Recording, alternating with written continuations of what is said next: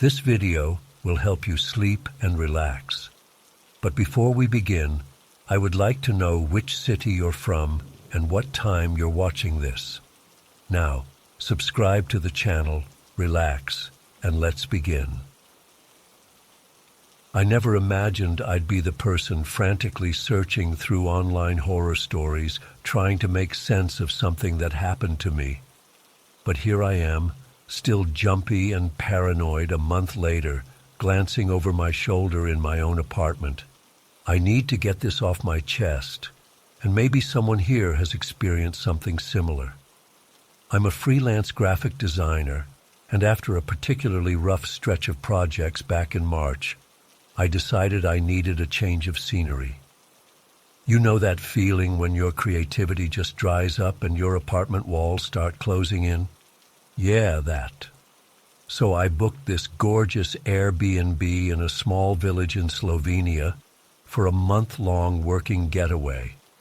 The photos online showed this perfect stone cottage with window boxes full of flowers, nestled in a village with mountains in the background. It looked like something from a damn postcard. The host, Stefan Kovac, had perfect reviews. Attentive but respectful of privacy. Wonderful local recommendations. The perfect host. All that stuff you want to see. His profile picture showed a slim man in his 50s with salt and pepper hair and these deep-set eyes that crinkled when he smiled. He messaged me right away after booking, super friendly and helpful, offering to pick me up from the train station when I arrived. When I got there, after nearly 20 hours of travel, Stefan was waiting with a small sign with my name. He looked exactly like his picture, dressed in a crisp button-down shirt and slacks that seemed a bit formal for a village setting, but whatever. He had this calm, measured way of speaking English with just enough accent to sound charming. The drive to the cottage was about 15 minutes through winding streets and past the most picturesque scenery. "Eliza, I hope you will find everything suitable," he said as he unlocked the heavy wooden door to the cottage. "I live just down the lane, if you need anything at all." The place was even better than the pictures. Exposed wooden beams, a stone fireplace, a kitchen with copper pots hanging from hooks, and a bedroom with a window overlooking a garden in the back. The whole place had this mix of rustic charm and comfort. Antique furniture, but with a modern bathroom and reliable Wi-Fi. It was perfect. Stefan gave me a quick tour, showing me how to work the espresso machine, where extra blankets were stored, and handing me a folder with local recommendations.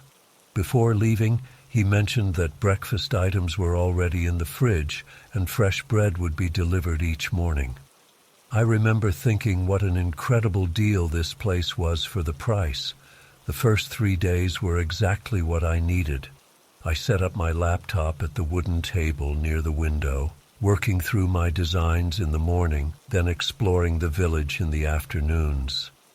The locals were friendly despite the language barrier, and I discovered this amazing bakery where the owner would try to teach me a new Slovenian word each day.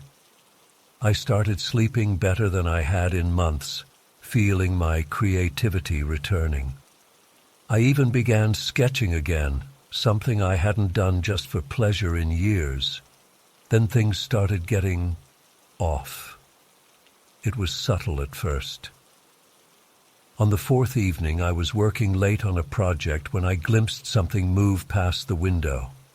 It was already dark outside, around 9 p.m., and the window reflected my image back at me against the darkness, but I could have sworn I saw a shadow pass by. I dismissed it, thinking it must be a neighbor walking past. The next morning, I was making coffee when I noticed Stefan in the garden. He wasn't doing anything in particular, just standing there, looking at the cottage.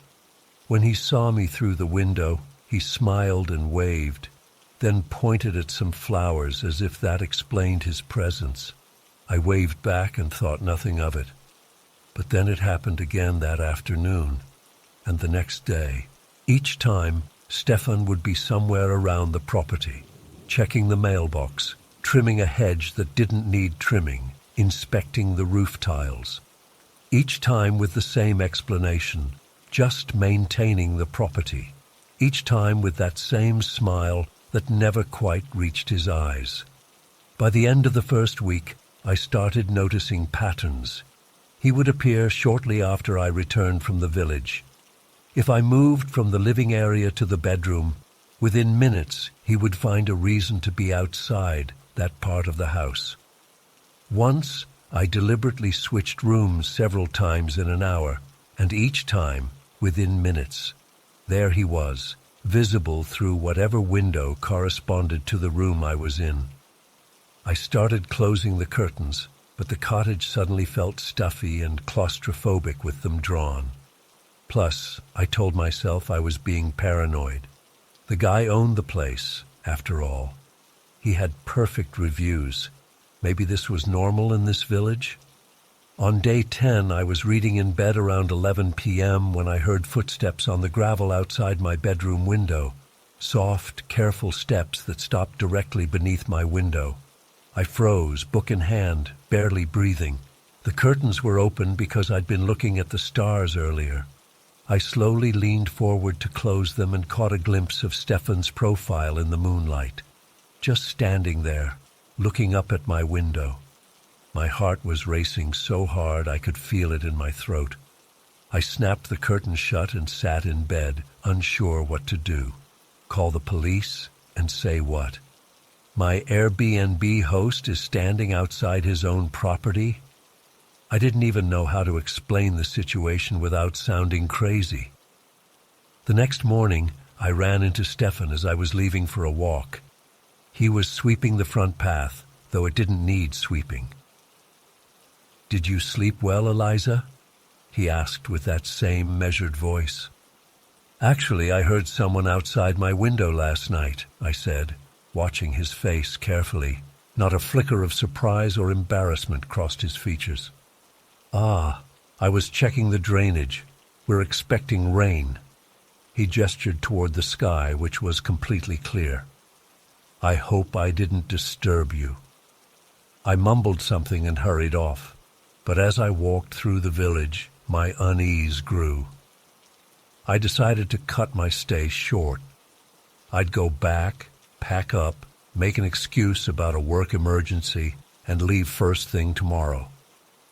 I even looked up train schedules on my phone while sitting at the village cafe. But when I returned to the cottage that afternoon, Stefan had left a basket on the doorstep. Local wine, cheese, fresh bread, and a handwritten note apologizing for any disturbance and offering a free night's stay. I stood there holding the basket, feeling conflicted. Was I overreacting? Maybe in this small village, property owners really were this attentive. Maybe I was bringing my big city paranoia into a situation where it didn't belong. I decided to stay, but I'd be more careful. I moved my laptop to a corner where it couldn't be seen from any window. I kept the curtains closed whenever I was in the bedroom. I started taking different routes when I left the cottage, sometimes doubling back to see if I was being followed. I never caught Stefan following me into the village, which made me feel slightly better. That night, I went to bed early, exhausted from the stress. I pushed a chair against the bedroom door, not because I really thought Stefan would try to come in, but it made me feel safer. I fell into a deep sleep almost immediately. I woke up suddenly at 2:17 a.m. I remember checking my phone, the bright display momentarily blinding me in the darkness. Something had pulled me from sleep, but I wasn't sure what. Then I saw it, a shadow moving in the sliver of light beneath my door. Someone was standing in the hallway outside my bedroom. I lay perfectly still, my breath caught in my throat. The shadow didn't move. Whoever was there was standing completely still, just on the other side of my door. Minutes passed. The shadow remained. Gathering every ounce of courage, I slipped out of bed and approached the door. The chair was still wedged beneath the handle. I leaned down to peek through the keyhole, but couldn't see anything in the darkness of the hallway. "Hello?" I called out, my voice embarrassingly shaky. Silence, but the shadow remained. I reached for the door handle, then hesitated. What if it was an intruder? But deep down, I knew exactly who it was. I removed the chair and opened the door just a crack. Stefan stood in the hallway, wearing a bathrobe over pajamas. His face had this blank, almost glazed expression that sent chills down my spine. Not the measured calm from before, but something vacant, like he wasn't fully there. "Stefan, what are you doing?" My voice was barely a whisper. He blinked several times as if coming out of a trance. Then that practiced smile appeared. "Ah, Eliza, I thought I heard something, just checking that everything is all right." "At 2 a.m.? How did you get in?" "I have keys, of course, for emergencies." He said this like it was the most normal thing in the world to enter a guest's rental in the middle of the night. "I should go now. Sleep well." He turned and walked down the hallway toward the front door. I waited until I heard it close, then immediately locked it and pushed the heavy wooden sideboard in front of it. My hands were shaking so badly I could barely manage it. I didn't sleep the rest of the night. I sat in the living room with all the lights on, my back to the wall, facing both the front door and the hallway to the bedroom. Around 4 a.m., I heard footsteps on the gravel outside again, circling the cottage slowly. Then they stopped outside the living room window.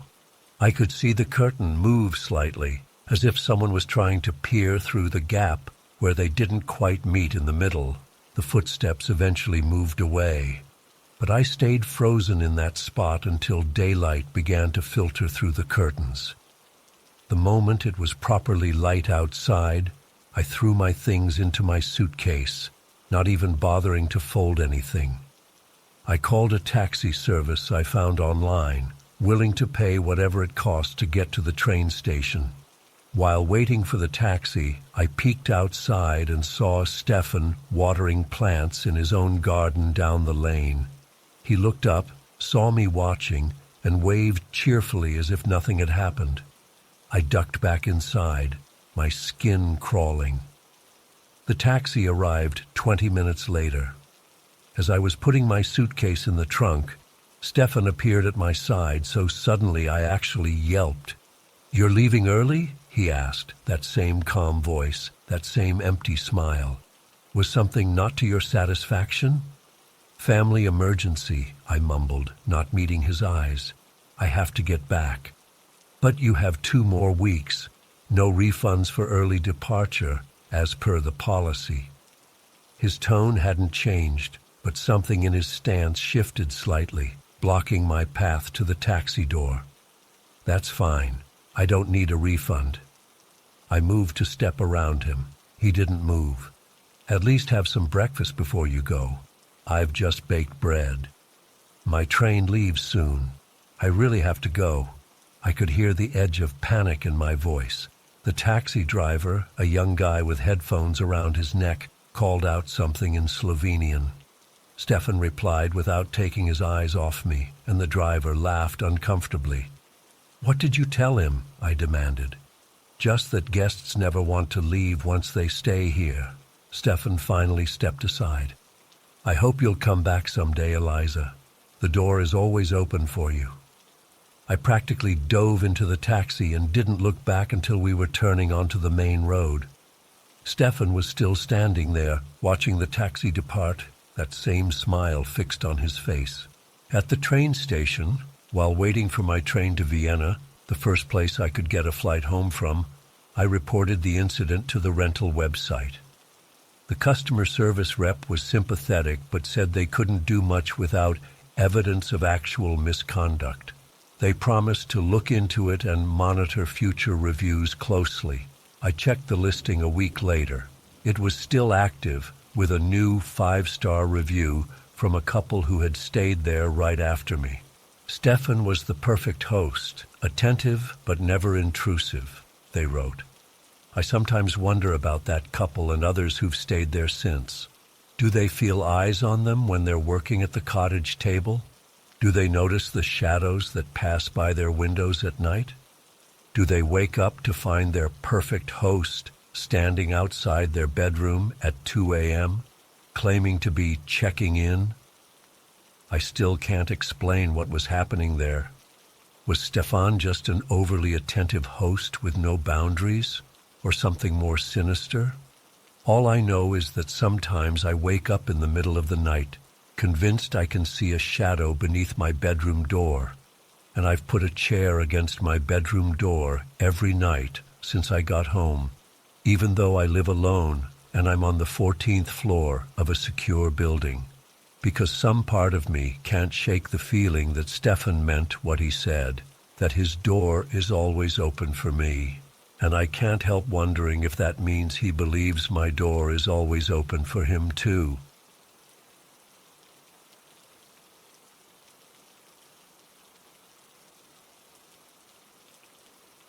I never thought I'd be writing this down, but it's been 6 months since my trip to South America, and I still wake up in the middle of the night thinking I hear someone whispering outside my bedroom window. I need to get this off my chest, and maybe someone here has experienced something similar and can help me make sense of it.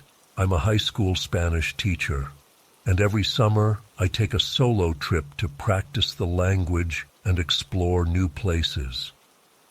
Last summer, I decided to venture beyond the usual tourist spots in South America and visit some remote mountain villages I'd read about online.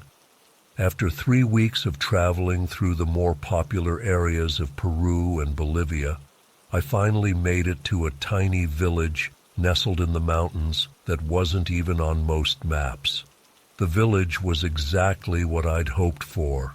Cobblestone streets winding between whitewashed buildings with terracotta roofs, a small square with a fountain in the center, and a beautiful old church at the highest point. When I stepped off the bus with my backpack, I immediately felt like I'd found the authentic experience I was looking for. The air was crisp and clean, and you could see for miles across the valley below. I had arranged to stay at a small family-run inn recommended in an obscure travel blog. The owners, Rosa and her husband Marco, welcomed me with open arms. Rosa was in her 50s, plump and maternal, with a warm smile that made me feel at home right away. Their inn was simple but clean, just 6 rooms surrounding a central courtyard filled with potted plants and a small table where they served breakfast each morning. "You're our only guest this week," Rosa told me as she showed me to my room. "Not many travelers find their way here." My room was basic but comfortable, a double bed with a colorful woven blanket, a small wooden desk, and a window overlooking the village square. The bathroom was shared, down the hall, but since there were no other guests, it wasn't an issue. The first 2 days were perfect. I walked around the village, practiced my Spanish with the locals who were curious about the American teacher in their midst, and hiked to a nearby waterfall Rosa had told me about. People smiled and nodded as I passed. A few even invited me into their homes for coffee or to meet their families. I felt welcomed and safe. It was on the 3rd day that I first noticed him. I was sitting in the village square, sketching the church in my travel journal, when I felt someone watching me. I looked up and saw an elderly man standing across the square, partially hidden in the shadow of a building. He must have been in his late 70s, with deeply lined, weathered skin and a thin frame. But what struck me were his eyes, unnaturally dark and focused entirely on me. I smiled and waved, thinking he might be curious about the foreign visitor, but he didn't react. He just kept staring with this blank, expressionless face. After a few uncomfortable moments, I returned to my sketching, occasionally glancing up to see if he was still there. He was. For over an hour he didn't move, didn't speak to anyone passing by, just watched me. I tried to shake off the discomfort. Maybe he was just an old man with nothing better to do. Maybe he had some form of dementia. I packed up my things and headed to the small market to buy some fruit for a snack. 20 minutes later, as I was examining some apples at a vendor's stall, I felt that same sensation again. I turned around and there he was, the same old man, standing about 30 feet away, still staring directly at me. He wasn't pretending to shop or talking to anyone, just watching. By the time I returned to the inn that afternoon, I was genuinely unsettled. As Rosa brought me a cup of tea in the courtyard, I casually asked about the old man. "Oh, you must mean Emilio," she said with a dismissive wave of her hand. "He lives alone in that stone house at the edge of the village. Has been there forever." "He kept staring at me today," I explained. "For hours. It was kind of creepy." Rosa smiled sympathetically. "Emilio is harmless. He doesn't speak much since his wife died years ago. Sometimes he fixates on things, especially new people in the village. Don't worry about him." I tried to take her advice. But the next morning, as I was having breakfast in the courtyard, I happened to glance toward the street and saw a figure standing just outside the inn's entrance. Emilio was there, partially hidden behind a tree, those same dark eyes fixed on me. When he realized I'd spotted him, he didn't look away or appear embarrassed. He just kept staring with that same emotionless expression. Throughout that day, he appeared everywhere I went. When I visited the church, he was sitting in the back pew. When I had lunch at the only restaurant in the village, he was at a table across the room. When I hiked to a scenic overlook, I turned around to find him standing on the path behind me, keeping his distance but always watching. I started to feel like I couldn't breathe.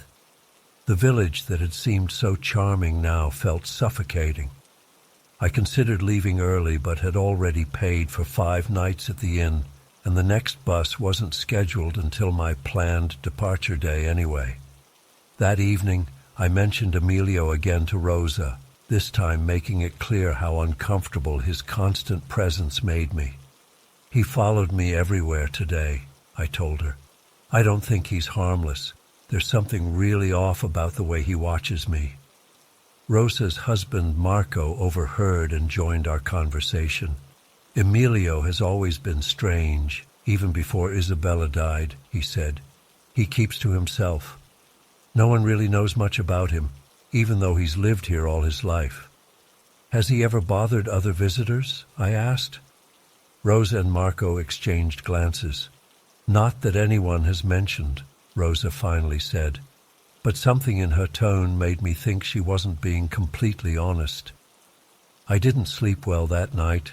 I kept getting up to check that my door was locked, jumping at every creak in the old building. The next day, my last full day in the village, I decided to stay close to the inn. I sat in the courtyard reading a book, occasionally chatting with Rosa as she went about her chores. Mid-afternoon, I needed to use the bathroom and went inside. As I was washing my hands, I happened to glance out the small window that faced the street. My heart nearly stopped. Emilio was standing directly across from the inn, his eyes fixed on the building. How long had he been there? Had he been watching the whole time I was in the courtyard, just out of my line of sight? I hurried back outside and told Rosa what I'd seen. This time she seemed more concerned. "Marco," she called to her husband, "can you go speak with Emilio? Tell him he's making our guest uncomfortable." Marco nodded grimly and left the inn. I watched from the courtyard as he approached Emilio across the street. They appeared to have a brief conversation, with Marco gesturing emphatically. Finally, Emilio turned and walked away. "He won't bother you anymore," Marco assured me when he returned. I told him to leave you alone. I felt relieved, but still on edge. I spent the rest of the afternoon packing and preparing for my early departure the next morning. The bus was scheduled to arrive at 7 a.m., and I planned to be ready and waiting well before then. That night, I had dinner with Rosa and Marco in their kitchen, a simple but delicious meal of local dishes. They were so kind and apologetic about my experience with Emilio that I started to feel bad for making such a big deal out of it. Maybe I had overreacted. Maybe he really was just a lonely old man with poor social skills. I went to bed around 10 p.m., setting my alarm for 5:30 a.m. to give myself plenty of time to get ready. My window faced an alleyway between the inn and the neighboring building, and I left it slightly open to let in the cool mountain air. The shutters could be closed from inside for privacy, which I did before changing into my pajamas. I must have fallen asleep quickly because the next thing I knew, I was jolting awake, my heart pounding. Something had woken me. I lay perfectly still, listening. At first, I heard nothing but the faint sounds of the village at night. A dog barking in the distance, the whisper of wind through the streets. Then I heard it. Footsteps in the alleyway below my window. Slow, deliberate footsteps on the cobblestones, coming to a stop directly beneath my room. I held my breath, telling myself it was probably just someone from the village walking home late. But then I heard another sound that made my blood run cold. The soft scrape of something against the exterior wall, like someone was feeling their way toward my window. I sat up in bed, frozen with fear, staring at the closed shutters. The window behind them was still cracked open. I cursed myself for not closing it completely. Suddenly, the handle of the shutters moved slightly, as if someone was testing it from outside. My room was on the second floor, but there was a narrow ledge that ran along the building. Could someone be standing on it? "Who's there?" I called out, my voice shaking. There was silence for a moment. Then, through the crack in the window, I heard a whisper, so quiet I could barely make out the words, but unmistakably there. "I just want to see you." I recognized the voice immediately, though I'd never heard Emilio speak before. There was something in the tone, a horrible mixture of longing and emptiness that sent shivers down my spine. I jumped out of bed and backed away from the window, nearly tripping over my suitcase. The shutter handle jiggled again, more insistently this time. "Go away," I shouted, grabbing my phone from the nightstand. "I'm calling for help." I dialed the front desk, praying Rosa or Marco would answer. After 3 rings, I heard Rosa's sleepy voice. "Someone's trying to get in through my window," I said, trying to keep my voice steady. "I think it's Emilio." Rosa didn't ask questions. "Marco is coming right now," she said, suddenly fully awake. "Lock your door." I hung up and realized I hadn't even checked my door. I rushed over and was relieved to find it still locked from the inside. As I stood there, I heard the shutters rattling more violently now, as if whoever was outside was growing frustrated. "I just want to see you," came the whisper again, louder this time. "Let me in. Let me look at you." I heard heavy footsteps in the hallway, then Marco's voice calling my name. I unlocked my door and flung it open. Marco stood there in his pajamas, holding a large flashlight like a weapon. "Someone's at my window," I told him, pointing with a shaking hand. Marco pushed past me into the room and strode to the window. He threw open the shutters and leaned out, swinging the flashlight beam into the darkness. "There's no one here," he said after a moment, pulling his head back in. "But look." I approached cautiously. Marco shined his light on the narrow ledge outside my window.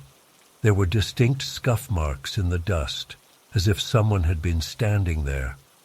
Rosa appeared in the doorway, wrapping a robe around herself. "Did you see him?" she asked her husband.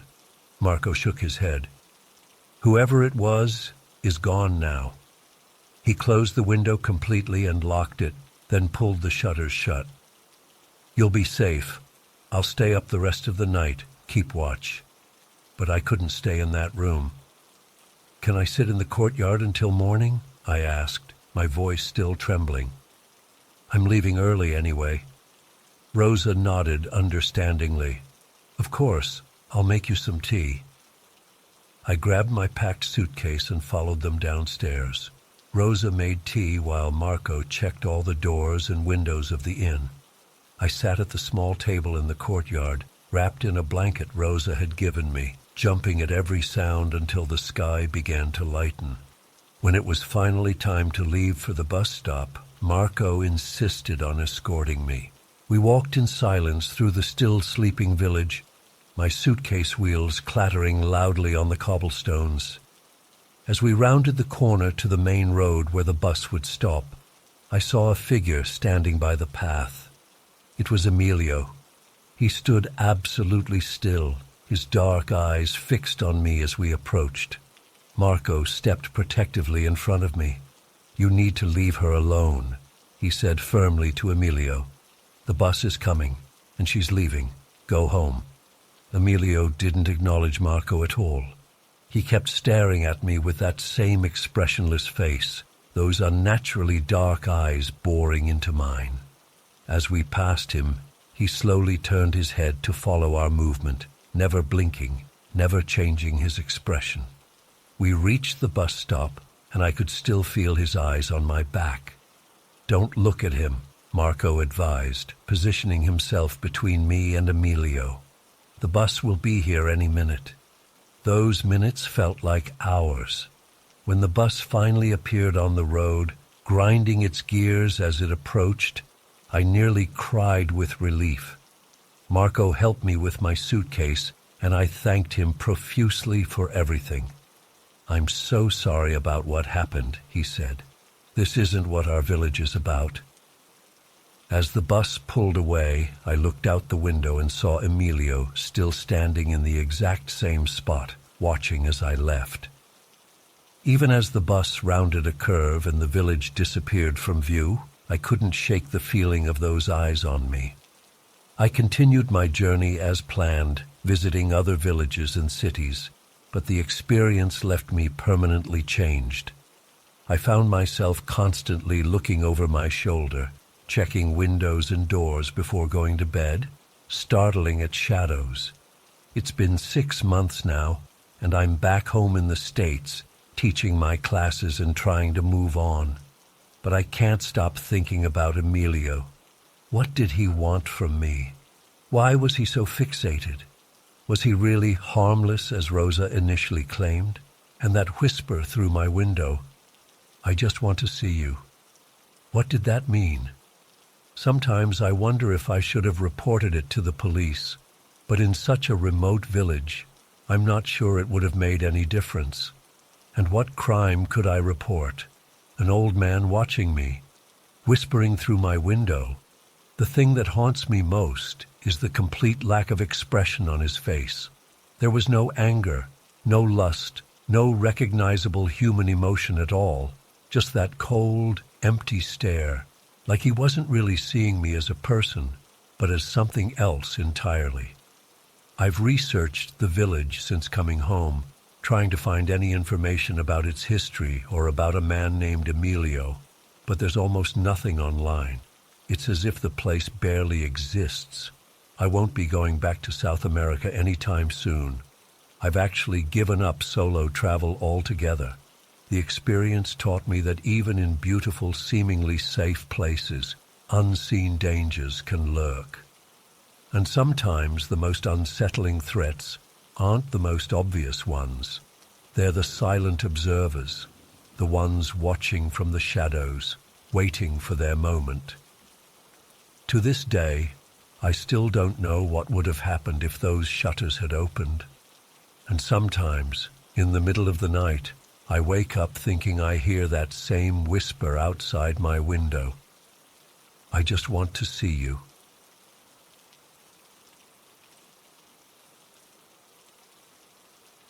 I've always prided myself on being an independent traveler.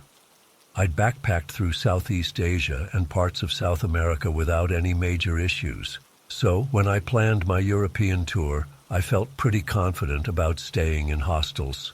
They're budget-friendly and great for meeting people, right?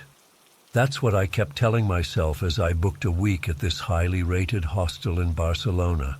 It had amazing reviews, social atmosphere, friendly staff, great location.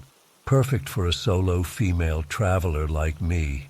When I first arrived, everything seemed amazing. The hostel was in this beautiful converted building with big windows and a rooftop terrace where they hosted sangria nights. My room was a 6-bed mixed dorm with lockers and a shared bathroom. Pretty standard. I was actually excited about having roommates after spending the previous 2 nights in a boring hotel in Madrid. The staff was super friendly during check-in. A guy named Miguel showed me around. The common area with beanbags and a small kitchen, the computer station, the washing machine in the basement. He mentioned they had walking tours each morning and tapas nights on Thursdays. I immediately felt at home.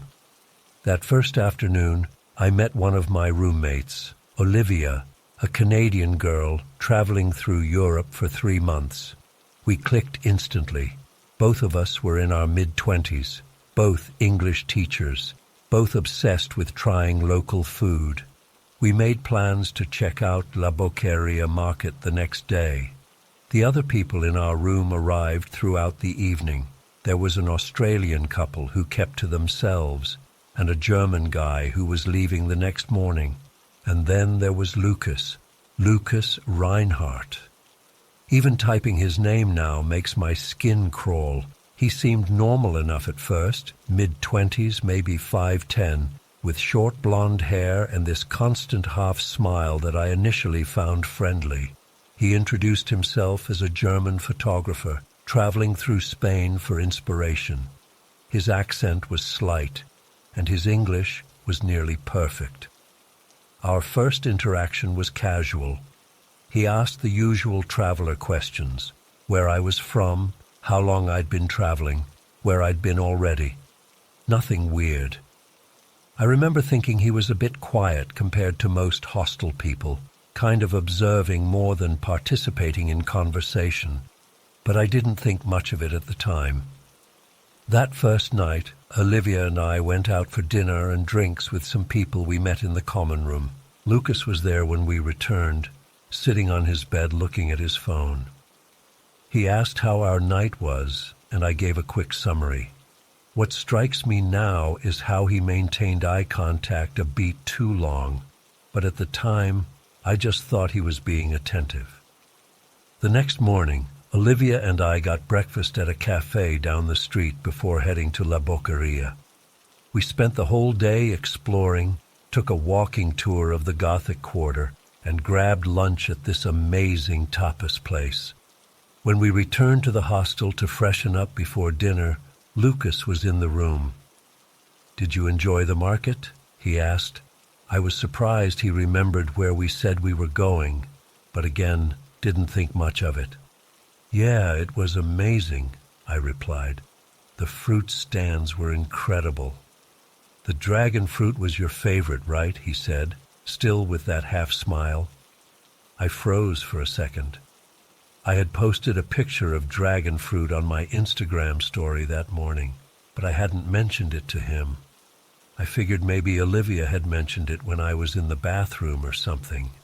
I brushed it off. "Yeah, actually, how did you know that?" He shrugged. "Just a guess. You seem like someone who would enjoy exotic things." The way he said exotic made me uncomfortable, but I laughed it off. That night, Lucas asked if he could join Olivia and me for dinner. I didn't want to be rude, and Olivia seemed fine with it, so we agreed. Throughout dinner, I noticed his questions were becoming more personal, and they were mostly directed at me, not Olivia. "What do you do when you're not traveling, Sophia?" he asked. "I teach English in Chicago," I said. "Chicago? Which neighborhood?" I gave a vague answer, mentioning the general area but not my exact location. "Do you live alone or with roommates?" he pressed. "With roommates," I lied.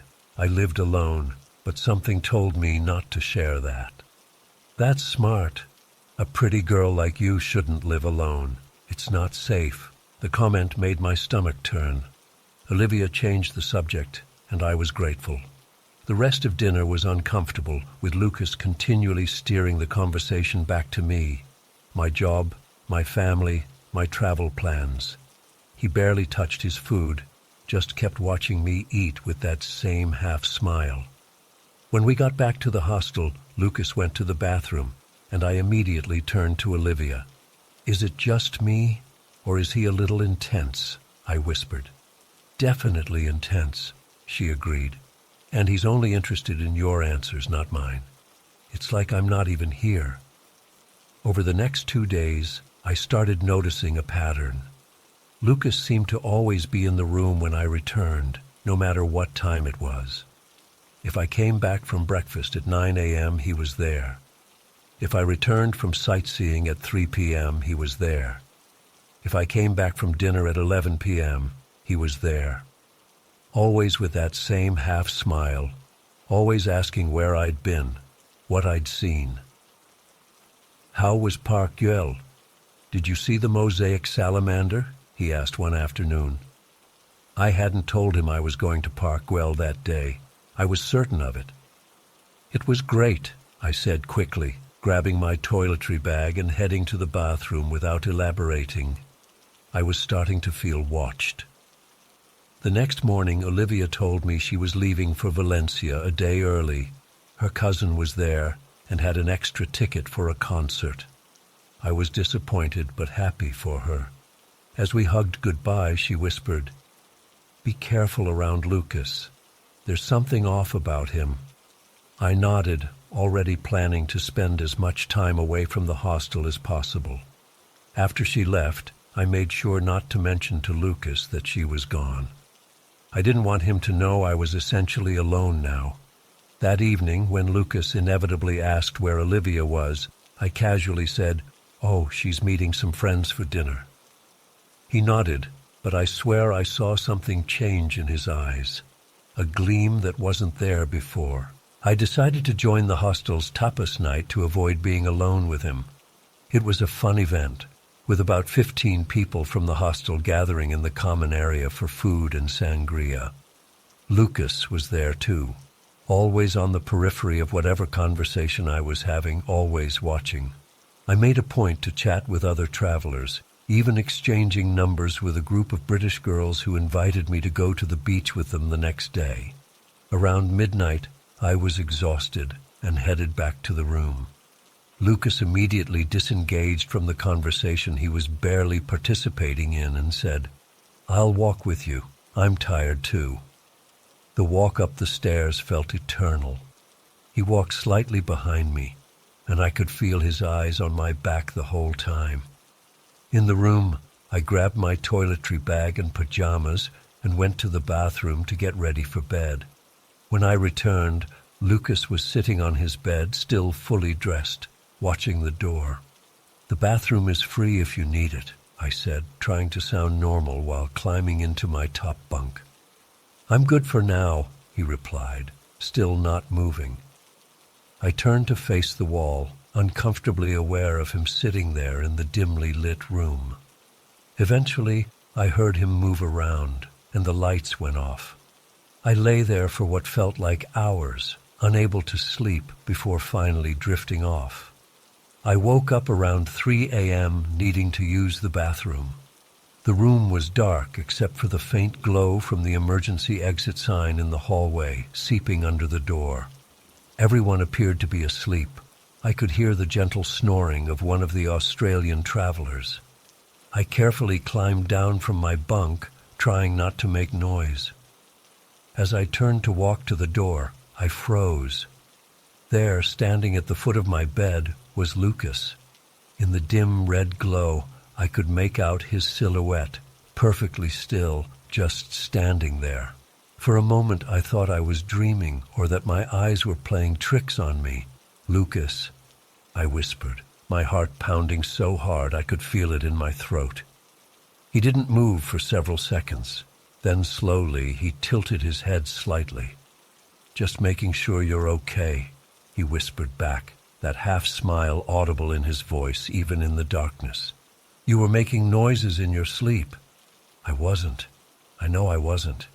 I'm fine," I managed to say, my voice shaking. "I'm just going to the bathroom," he asked, still not moving from his spot. "No," I said firmly, finding my voice. "Go back to bed, Lucas."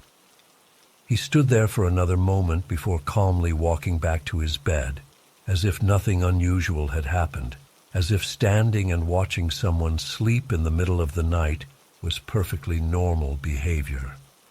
I went to the bathroom and locked the door, my hands trembling so badly I could barely turn the lock. I sat on the edge of the bathtub, trying to calm down and figure out what to do. It was the middle of the night. I was in a foreign country, and there was a man in my room who had been watching me sleep. I couldn't stay. I splashed cold water on my face and tried to think rationally. I had 3 more nights booked at this hostel, but there was no way I was staying. I decided I would go back to the room, pretend to go to sleep, and leave first thing in the morning. When I returned to the room, Lucas appeared to be in his bed. I climbed back into mine, fully aware that I wouldn't sleep a wink. I lay there facing the wall, my body rigid with fear, listening for any sound of movement. Every small noise made me flinch. As soon as I saw the first hint of daylight through the window, around 6 a.m., I quietly gathered my essentials: passport, wallet, phone, a change of clothes, and shoved them into my day pack. I left most of my belongings in my main backpack, but figured I could come back during the day to collect it when Lucas would hopefully be out. I crept out of the room, holding my breath as I passed Lucas's bed. He appeared to be sleeping, but I couldn't be sure. I didn't look closely enough to check. At the front desk, the night manager was just ending his shift. I made up a story about a family emergency requiring me to leave immediately. He seemed concerned and offered to refund my remaining nights, which I gratefully accepted. I asked if I could leave my backpack in their storage room until later that day, and he agreed. I walked to the nearest cafe and ordered the strongest coffee they had, trying to calm my nerves and plan my next steps. I decided to take the first train to Valencia, where Olivia was. I texted her explaining what had happened, and she immediately offered to let me stay with her and her cousin. Around noon, I returned to the hostel to collect my backpack. I asked the day manager if Lucas Reinhardt was in, casually mentioning he had borrowed my guidebook. The manager checked the system and told me Lucas had checked out about an hour ago. Relief washed over me, but it was short-lived. "Oh, he left this for you," the manager said, handing me a folded piece of paper. With trembling hands, I opened it. Inside was a pencil sketch of me sleeping, incredibly detailed and lifelike. Underneath, in neat handwriting, were the words, "Sleep well, Sophia, until we meet again." I crumpled the paper and threw it in the first trash can I saw outside the hostel. I took a taxi straight to the train station and bought a ticket for the next train to Valencia, not caring about the cost. That was 6 months ago. I finished my European trip, sticking exclusively to private rooms or staying with friends of friends. I'm back in Chicago now, but things aren't the same. I sleep with my back against the wall and keep a suitcase partly packed by my door. I've installed additional locks and a security system. Sometimes I wonder if I overreacted. Maybe Lucas was just socially awkward. Maybe he was checking if I was all right that night. Maybe the drawing was just his way of saying goodbye as a fellow traveler. But then I remember his eyes in the dim red light, that unnerving half smile, and the way he said, "Until we meet again," not goodbye, not safe travels, but a promise of another encounter. And I know in my gut that I escaped something terrible. I still travel, still teach, still try to live my life. But I'm different now, more cautious, more aware of my surroundings, less trusting of strangers. And every time I post something on social media, I wonder if he's watching. Every time I enter my apartment building, I glance over my shoulder. Every time I hear about a solo female traveler going missing, my blood runs cold. Because somewhere out there is Lucas Reinhardt, watching someone else sleep with that same half-smile on his face. And I have no way of warning them.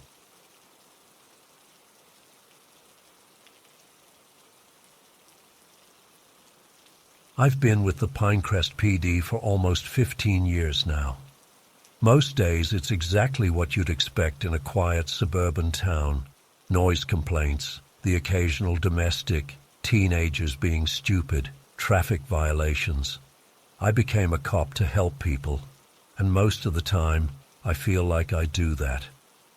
But there's one case from 2017 that I still can't explain, and honestly, I'm not sure I want to. It started on a Tuesday afternoon in October. Dispatch called me to handle a possible intruder situation at 147 Maple Street. The homeowner, Mark Davies, reported hearing footsteps in his attic for the past 3 nights. Pretty standard stuff. I figured it was probably raccoons or squirrels. Maybe a neighborhood kid playing a prank. I remember pulling up to the house around 4:30 p.m. The sun was already starting to set, casting long shadows across the perfectly maintained lawn. It was one of those typical suburban homes, 2-story, beige with white trim, nothing remarkable about it.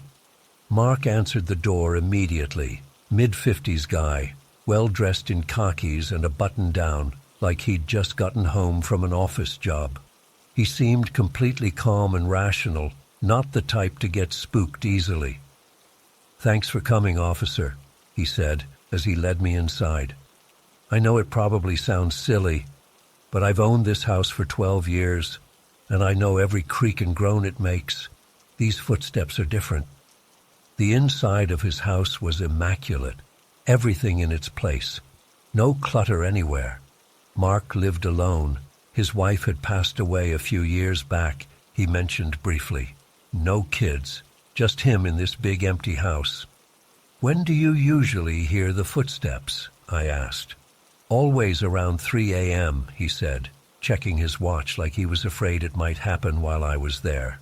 "It starts at the access hatch and moves across the attic floor right above my bedroom. Sometimes it stops for a while, then starts again. Last night, I swear I heard something being dragged."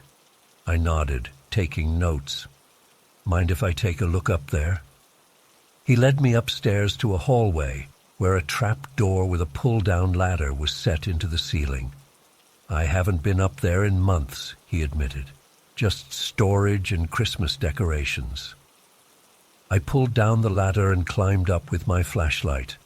The attic was exactly what you'd expect. Dusty, filled with labeled boxes, old furniture covered in sheets.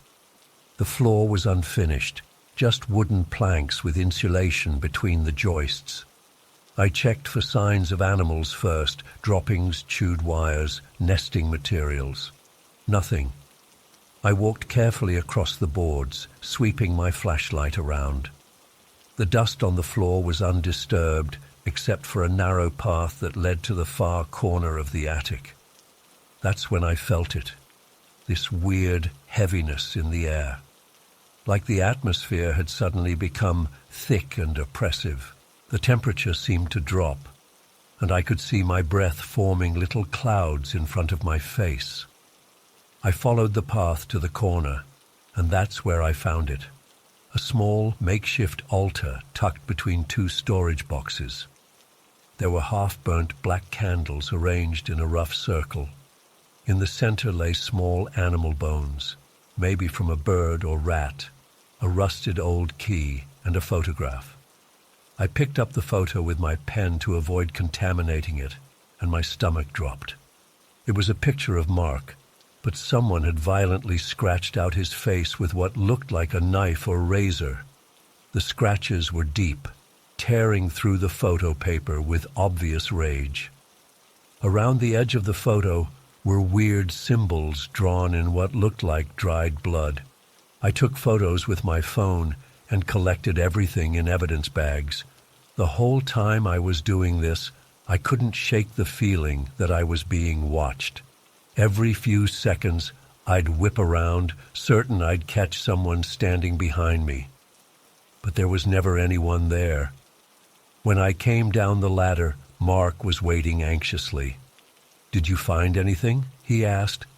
I showed him the items, and his face went white. "That's not mine," he whispered, stepping back from the evidence bags. "I've never seen any of that before. And that photo—" He looked like he might throw up. "That was on my dresser downstairs until last week. I thought I'd misplaced it." We did a thorough check of the house together. All windows were secure, doors locked, no signs of forced entry. The alarm system hadn't been triggered. I checked the attic access points from outside. There were none. No way someone could have gotten in without coming through the house. I filed a report and took the items back to the station for processing. Our department doesn't have the resources for detailed forensic work, so I sent the evidence to the county lab. I told Mark to call immediately if he heard anything again, and I'd have patrols drive by his house regularly for the next few days. 3 days later, Mark called again. His voice was different this time, tight with fear. "They're back," he said. "The footsteps. And now there's whispering." I drove over immediately. It was around 10 p.m. and the neighborhood was quiet. Mark met me at the door and I could tell right away something was wrong. He looked tired, with dark circles under his eyes. He'd lost weight since I'd seen him just a few days ago, and his hands trembled slightly. "It started again last night," he said, leading me inside.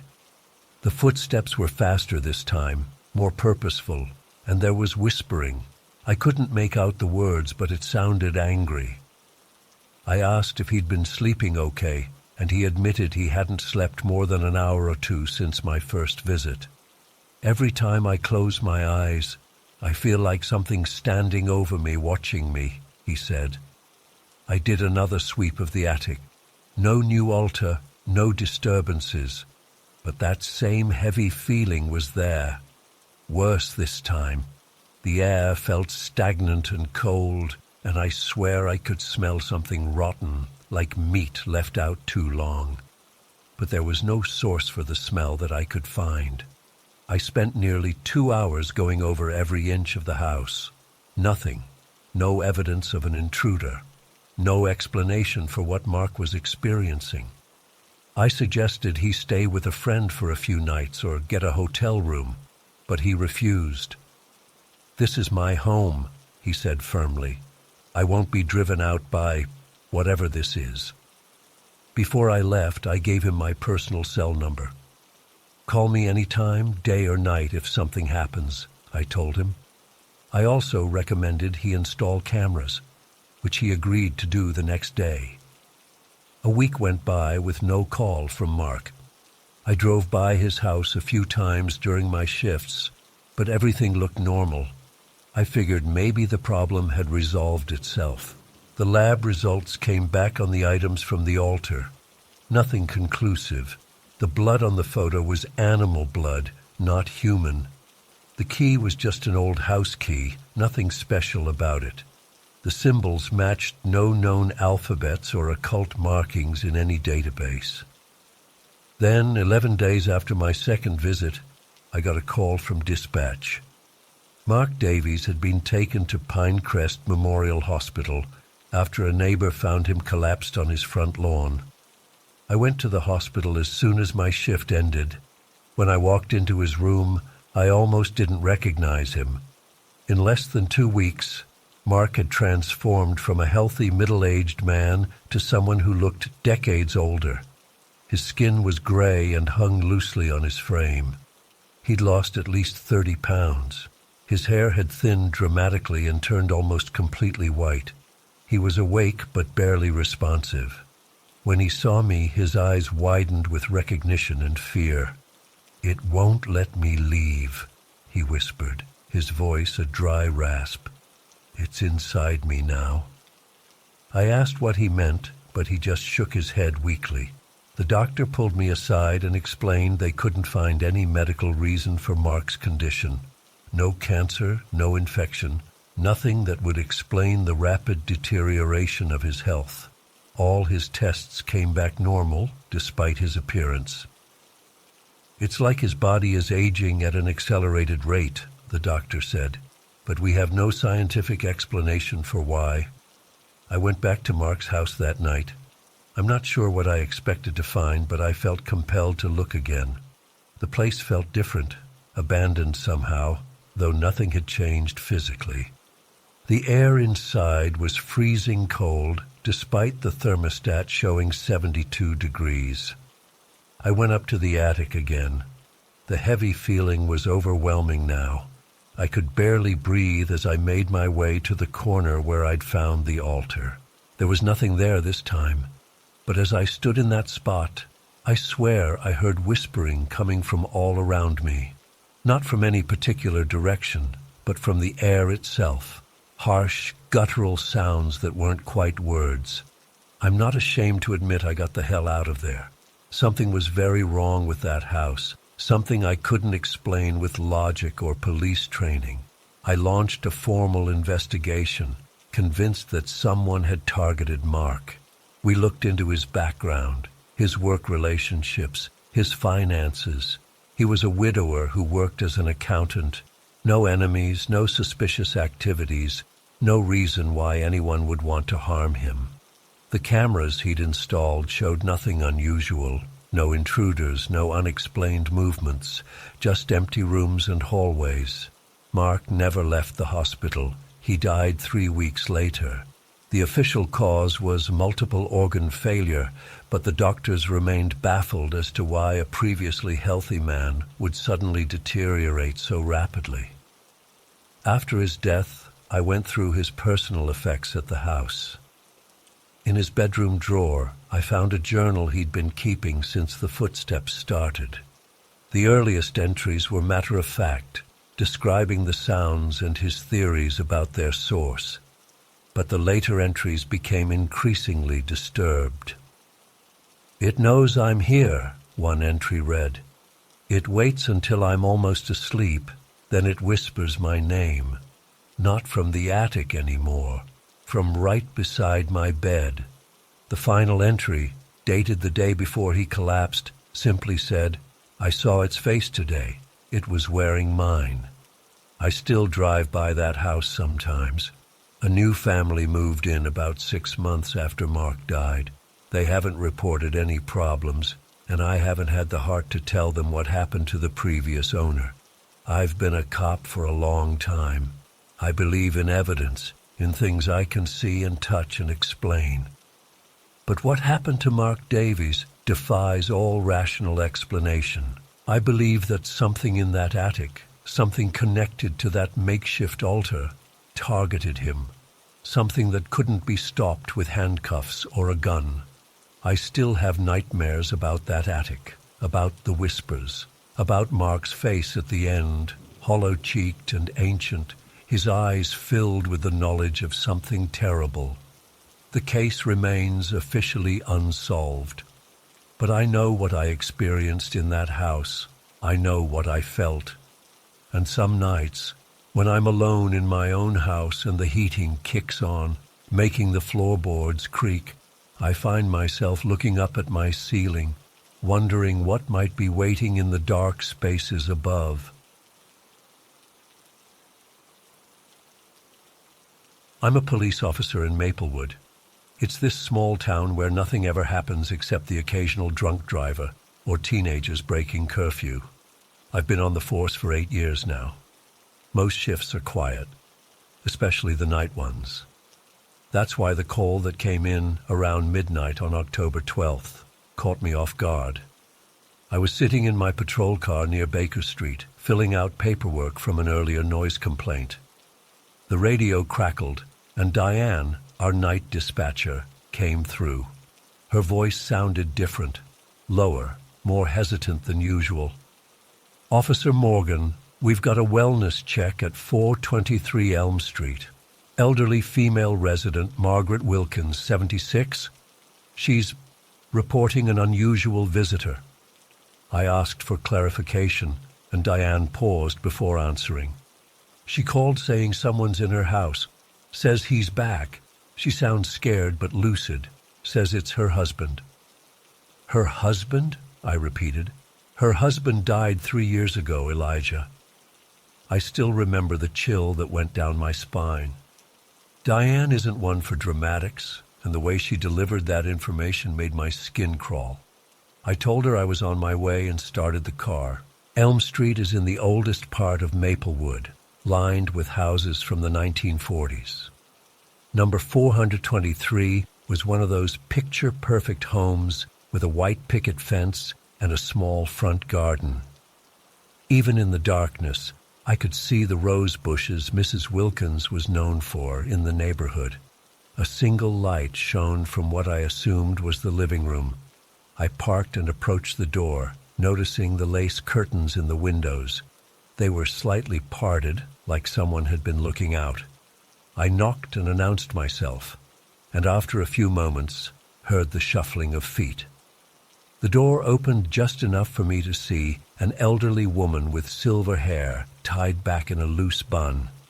Her eyes were red-rimmed, like she'd been crying, but what struck me most was how they kept darting past me, scanning the darkness behind me. She was wearing a nightgown with a cardigan hastily thrown over it. "Mrs. Wilkins, I'm Officer Morgan. The station received your call about a visitor." She nodded quickly and opened the door wider. Yes, please come in. I'm sorry to bother you so late." Her house was immaculate inside, everything in its place. Family photos lined the hallway walls, mostly showing Mrs. Wilkins with a tall, bald man I assumed was her late husband. The living room had that smell old people's houses often have, a mix of lavender, old books, and something else I couldn't place. Tea, maybe. "Would you like some tea, officer?" she asked, as if reading my mind. Her hands were trembling. "No, thank you, ma'am. Can you tell me what happened tonight?" She sat on an armchair across from me, her small frame barely taking up any space. She kept glancing toward the hallway, leading to what I guessed were the bedrooms. "It's Robert," she said finally. "My husband.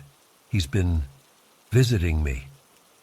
I tried to keep my expression neutral. We deal with elderly residents experiencing confusion sometimes. "Mrs. Wilkins, I understand that." "I know what you're thinking." She cut me off, suddenly sharp. "I'm not confused or senile. I know my Robert passed away. Heart attack 3 years ago next month." Her voice softened. "I was there. I held his hand while he went." "What exactly have you been experiencing?" I asked, getting my notepad out. Her eyes welled up with tears. "For the past week, he's been standing by my bed at night, always around 3 a.m. He doesn't say anything. He just stands there, watching me. Do you think maybe it was a dream or—" "I've been married to that man for 52 years, Officer Morgan. I know my husband, but—" She trailed off, looking toward the hallway again. "But what, Mrs. Wilkins?" "It's not quite him," she whispered. "His face, there's something wrong with his expression. Robert was always smiling, even when he was serious. This thing that looks like him, it doesn't smile. Its eyes are all wrong." I felt that chill again, the way she said it, not scared, but resigned, like she was stating an undeniable fact. "Did you see anyone in your house tonight?" I asked, trying to get back to concrete facts. "Not tonight. He only comes at 3 a.m., but he's getting closer each night. At first he stood in the doorway, then by the dresser, Last night he was right beside the bed. Her voice dropped to a whisper. I think tomorrow night he'll be close enough to touch me. I did a thorough check of the house. All windows and doors were locked from the inside. No signs of forced entry. Nothing out of place. I checked the bedroom she pointed out, finding nothing unusual except that it was noticeably colder than the rest of the house. I blamed it on the old heating system. Mrs. Wilkins, would you like me to call someone to stay with you? A family member, perhaps? She shook her head. My daughter lives in Seattle. My son's in Florida. There's no one. I couldn't shake the feeling that something was deeply wrong. Not necessarily supernatural. Maybe someone was breaking in, or maybe she was experiencing vivid nightmares. But her fear was real, and that cold bedroom had left me uneasy. I can do extra patrols past your house tonight, I offered, and I strongly recommend you see your doctor tomorrow. Sometimes medication can cause vivid dreams that feel real. Her smile was sad, like she expected exactly this response. Thank you, officer. You're very kind. As I was leaving, she grabbed my wrist with surprising strength. He's coming back for me, she said, her eyes suddenly clear and focused. Robert always said we'd be together, even after death. I didn't believe him then. I left feeling disturbed. I did drive by her house twice more that night, seeing nothing unusual. I told myself it was just an old woman grieving, maybe experiencing some dementia. But I couldn't shake her certainty, the resignation in her voice when she spoke about her dead husband standing by her bed. My shift ended at 8 a.m., and I went home to my empty apartment, took a shower, and fell into bed. But I couldn't sleep. Mrs. Wilkins' face kept appearing in my mind. I eventually got up around 2 p.m. and decided to check on her again. I was about to get in my personal car when my phone rang. It was Mike from the station. Hey, Elijah, weren't you at the Wilkins place last night? My stomach dropped. Yeah, why? You might want to come down here. She's dead. I drove to Mrs. Wilkins' house in a daze. When I arrived, 2 patrol cars and a coroner's van were already parked outside.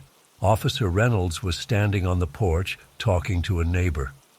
What happened? I asked as I approached. Mailman noticed her papers piling up and called it in. Reynolds and Davis responded and found her in bed. Appears to be natural causes, but... He hesitated. But what? You should see for yourself. I followed him inside. The house was exactly as I'd left it last night, except for the commotion of officers and medical personnel. They led me to the bedroom. That same cold bedroom I'd checked hours earlier. Mrs. Wilkins was lying in her bed, the covers pulled up to her chest, her eyes wide open and staring at the ceiling. But it was her expression that made my blood run cold. Her face was frozen in what I can only describe as absolute terror.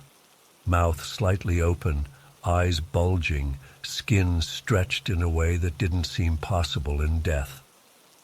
Found this clutched in her hand, Reynolds said, handing me a plastic evidence bag with a note inside. The handwriting was shaky, barely legible. He's here for me now. The coroner estimated she died around 3 a.m., exactly when she said her husband visited her. Heart failure was the preliminary cause, but the coroner admitted he was puzzled by her expression. Never seen rigor mortis set in quite like this, he muttered. I gave my statement about the previous night's call, leaving out the more disturbing details of our conversation. I couldn't stop looking at Mrs. Wilkins' face, at the horror frozen there. Whatever she saw in her final moments, it wasn't the loving husband she described from her memories. Over the next week, I tried to put it behind me. The official cause of death was heart failure, not uncommon for a woman her age. Her children came to arrange the funeral and take care of the house. I heard they were planning to sell it, but I couldn't let it go. 7 days after her death, I found myself driving past 423 Elm Street after my shift. The house was dark, empty now. Before I knew what I was doing, I'd parked and was walking up to the front door. I still had the key the son had given me to check the property while they were arranging the funeral from out of town. They'd cleared out some personal belongings but left the furniture, planning to have an estate sale. I told myself I was just doing one final check before they put it on the market. But the truth was, something was pulling me back to that house, to that bedroom. The inside was eerily silent. The family photos were gone from the walls, leaving behind faded rectangles on the wallpaper. I walked through the living room, where Mrs. Wilkins had sat telling me about her dead husband's visits. It felt colder than outside, despite the heat being turned off completely. I don't know what compelled me to walk down that hallway to her bedroom. The door was closed, though I distinctly remembered it being open when I left after her body was discovered. My hand hesitated on the doorknob. When I opened it, the cold hit me like a physical force. It was at least 20 degrees colder than the rest of the house, so cold I could see my breath. October in Maplewood isn't that cold, especially inside a house. The bedroom was almost untouched. The bed was still there, stripped of its bedding. The dresser still had her hairbrush and a few odds and ends her children hadn't taken yet. The closet door was partially open, showing a few empty hangers. I stood in the doorway, unable to step fully into the room. That's when I felt it, the overwhelming sensation of being watched. The hair on my arms stood up, and a heaviness settled in my chest, making it hard to breathe. My eyes were drawn to a specific spot beside the bed, the exact spot where Mrs. Wilkins had said her husband stood watching her. There was nothing there, nothing visible, but somehow that empty space felt more solid, more present than anything else in the room. The cold intensified, concentrated in that one area, and though I heard nothing, saw nothing, I knew with absolute certainty that I wasn't alone. "Hello?" I said, my voice sounding strange and muffled in the cold air. No response, but the pressure in the room seemed to increase, like the air itself was being compressed. That's when I noticed the smell, a sharp, medicinal odor I recognized from my grandmother's final days in hospice. The smell of approaching death. I backed away, unable to tear my eyes from that empty spot by the bed. The rational part of my brain was screaming that this was impossible, that I was letting my imagination run wild. But every instinct I had, the same instincts that had kept me alive during dangerous calls, was telling me to get out. As I reached the doorway, I swear I saw something move in my peripheral vision. Just a shift in the air, like heat rising from asphalt. But there was no heat in that room, only a bone-deep cold that seemed to reach inside me. I slammed the door shut and practically ran down the hallway, out the front door, and to my car. The moment I stepped outside, the weight lifted. The air was normal, warm for October. I could breathe again. Sitting in my car, hands shaking on the steering wheel, I tried to process what had just happened. Had I experienced anything real, or had Mrs. Wilkins's story gotten into my head? Was it just an old house settling, drafts creating cold spots, my mind filling in the blanks with what I expected to find? But I keep coming back to Mrs. Wilkins' face in death and her final note. He's here for me now. And the absolute certainty I felt in that room that I was being watched from exactly where she said her husband stood. I drove home and took the longest, hottest shower of my life, trying to wash away the cold that had seeped into my bones. I've been on night shifts since then, driving past that house each night, It's still empty, still for sale. I've noticed that no one has stayed long at the open houses the realtor has held. I don't know what happened to Margaret Wilkins. I don't know if her husband really came back for her, or if something just pretended to be him. All I know is that I won't be going back into that house, and especially not that bedroom. Some doors once closed should stay that way.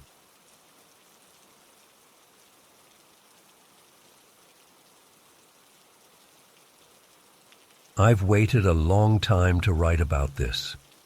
Not sure if putting it out there is the right move, but I can't keep it bottled up anymore. It's eating me alive.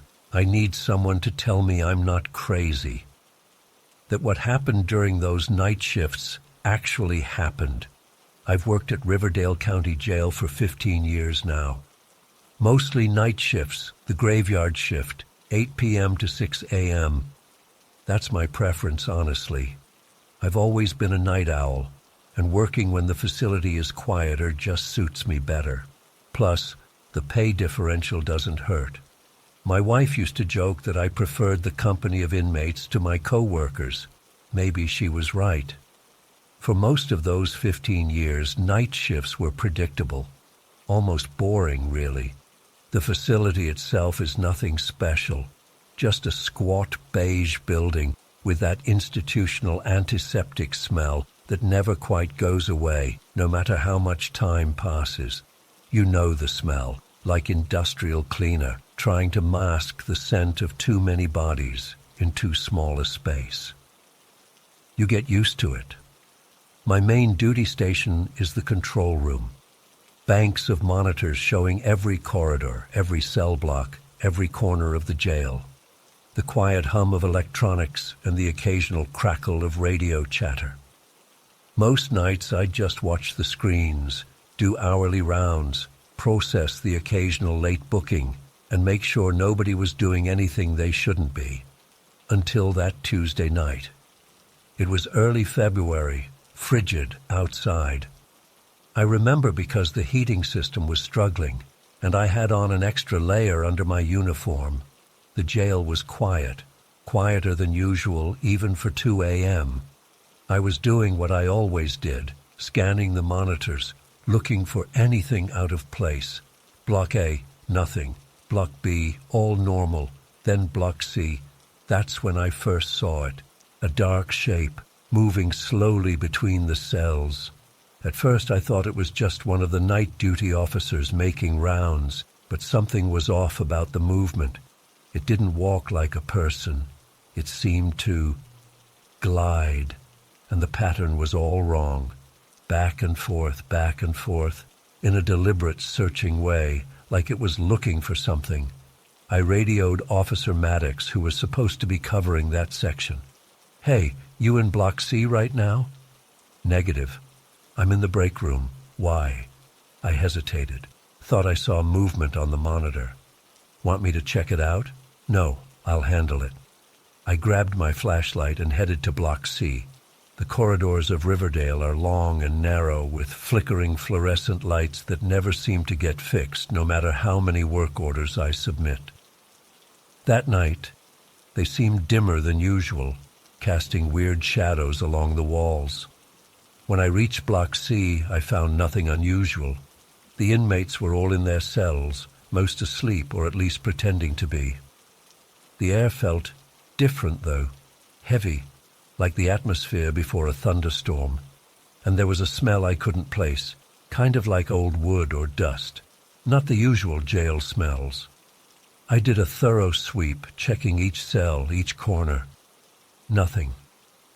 I convinced myself it must have been a trick of the light, or maybe a glitch in the camera system. We'd been having electrical issues that month. Back in the control room, I reviewed the footage. The shape was clearly there on the recording, moving in that strange pattern. Then it just disappeared, like it phased through a wall or something. I rubbed my eyes, wondering if I was just overtired. The next few nights were normal. I almost forgot about the incident until a week later, when it happened again.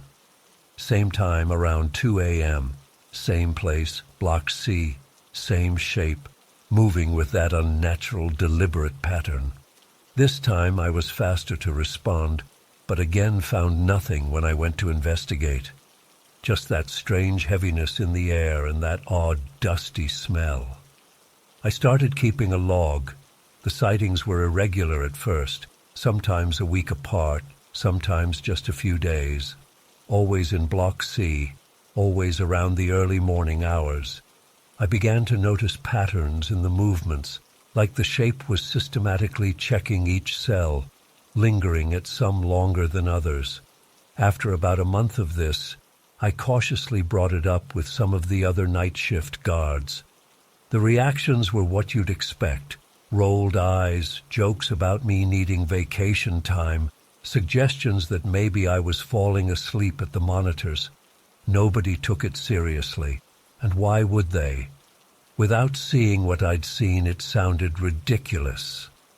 Then the inmates started talking. It was Martinez who mentioned it first. He'd been in Riverdale for 7 years on a drug charge, kept to himself, never caused trouble. One morning, as I was finishing my shift, he stopped me. "Officer Harmon," he said quietly, glancing around to make sure nobody was listening. "You ever see anything weird in here at night?" My heart rate picked up. "What do you mean, weird?" He looked uncomfortable, like he was already regretting saying anything. Like, "I don't know, man. Shadow people or something." I tried to keep my expression neutral. "You want to elaborate on that?" Martinez lowered his voice even more. "Past couple weeks, I keep waking up feeling like someone's watching me. Open my eyes and there's this shape standing by my bed, just watching. Then it's gone." I asked if he'd been having nightmares, if he was on any new meds, the usual questions. He shook his head to all of them. "I ain't crazy, Officer Harmon, and I ain't the only one seeing it." He was right. Over the next few days, similar reports started coming in from other inmates in Block C, all describing the same thing, a dark figure that would stand by their beds at night, watching them sleep. Some said it was just a shadow. Others claimed it had a more defined shape, almost human, but not quite. The strangest thing was the inmates who reported these sightings. They weren't the type to make up stories or seek attention. Most were actually reluctant to talk about it, afraid of being labeled crazy or moved to the psych ward. Dawkins was the most affected. A lifer who'd been at Riverdale for 2 decades, hard as nails and feared by most other inmates. I found him sitting alone in the day room one morning, looking like he hadn't slept in days. "You okay, Dawkins?" I asked, not really expecting an answer. He looked up at me with bloodshot eyes. "It was standing over me last night." I didn't need to ask what it was. "The shadow," he nodded. "It wasn't just standing there this time. It was leaning over me. I could feel its breath, man, cold, like winter air, and its eyes." He shuddered. "Just hollow spaces, nothing there." I reported all this to the warden, along with my own observations and the footage I'd saved. He listened, but I could tell he wasn't taking it seriously. Suggested the inmates were sharing stories, creating a mass hysteria situation. As for the footage, he said it was clearly just a guard making rounds, the weird movement and artifact of the camera's frame rate. "Harmon, you've been a good officer for 15 years, he said. "Maybe you need some time off. Working nights this long can mess with your head." I didn't push it. What was the point? Without experiencing it firsthand, nobody was going to believe what was happening. The sightings increased in frequency. Not just once a week now, but almost nightly. The shadow would appear on the monitors around 2 a.m., make its rounds through Block C, then disappear.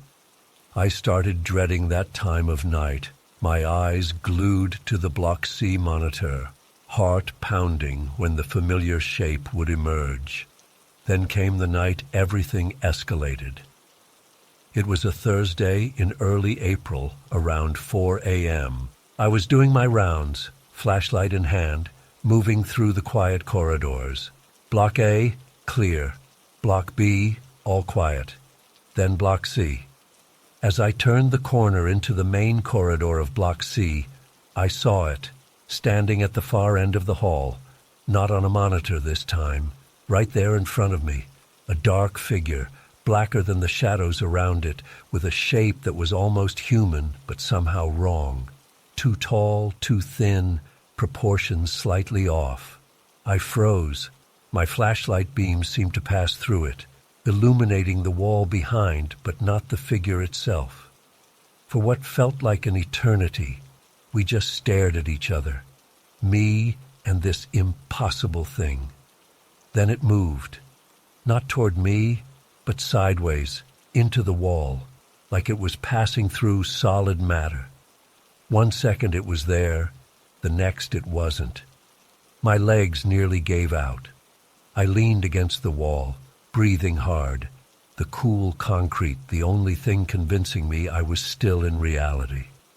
After a few minutes, I pulled myself together enough to finish my rounds, finding nothing out of place in any of the cells. The inmates were all asleep, unaware of what had just happened in their corridor. Back in the control room, I tried to calm myself, tell myself I was seeing things. Sleep deprivation, stress, maybe I was coming down with something. Rational explanations. Then I looked at the monitors. On the screen showing Block C, the shadow was moving. Not in the corridor where I'd seen it, but heading toward the control room. My blood turned to ice as I watched it move with purpose. That unnatural gliding motion, through corridors I'd just walked through myself. It knew where I was. It was coming for me. I sat there, paralyzed, as it approached.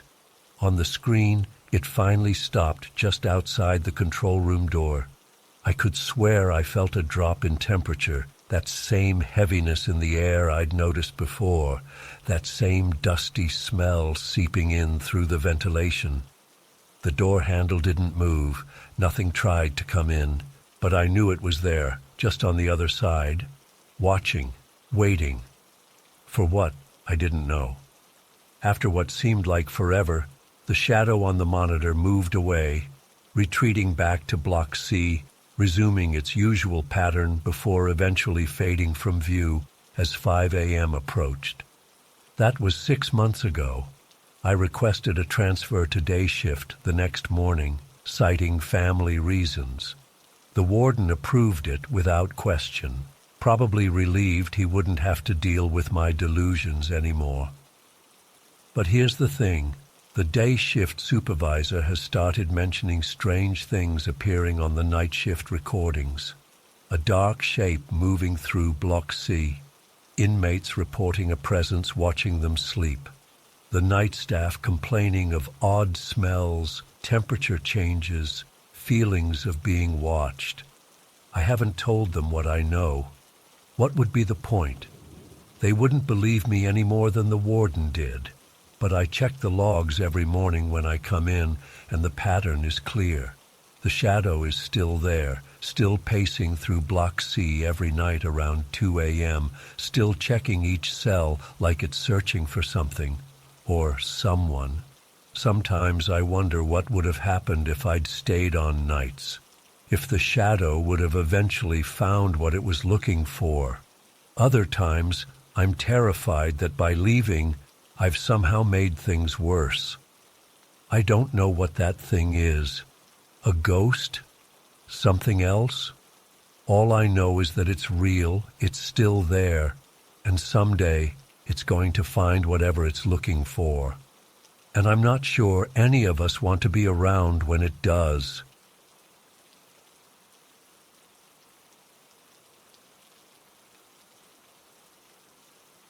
I've been a police officer for almost 7 years now. I work in a small town where nothing much happens besides the occasional drunk driving incident or domestic disturbance call. I never thought I'd experience something that would make me question everything I believe in, but here I am. It happened 3 weeks ago. Our department has been dealing with staffing issues, and with some recent vandalism reports at Oakwood Cemetery, my sergeant pulled me aside at the end of my shift. "Sullivan, I need you to check out the cemetery tonight. We've had reports of teenagers messing around in there, knocking over headstones. Just do a quick patrol around midnight. Make sure everything's quiet." I didn't think much of it at the time. Just another boring assignment to get through. I'd driven by Oakwood countless times, but had never actually been inside the gates. It's an old cemetery, one of those historic ones with gravestones dating back to the 1800s. After grabbing dinner and catching a few hours of sleep, I drove out there just before midnight. I remember checking my watch as I pulled up to the cemetery entrance, 11:52 p.m. The moment I got out of my patrol car, I knew something was off. The night was unusually cold for September, and this thick fog had settled over everything. I'm talking pea soup fog, the kind where you can barely see 10 feet in front of you. The iron gate at the entrance was already giving me the creeps. It made this long, drawn-out, creaking sound when I pushed it open, like something straight out of a horror movie. I remember thinking, great, just what I need to calm my nerves. The fog was so dense that my flashlight beam just sort of disappeared into it. I could only see a small circle of ground in front of me and maybe the outlines of the closest gravestones. The grass was wet with dew, making soft, squishing sounds under my boots. I've done plenty of night patrols before. I'm used to the dark. I'm used to being alone. But something about this place immediately put me on edge.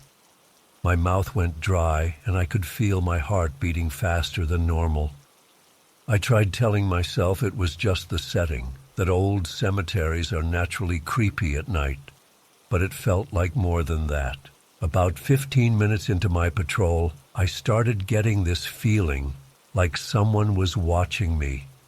You know that sensation when you just know there are eyes on you? I kept turning around, sweeping my flashlight across the rows of headstones, but saw nothing.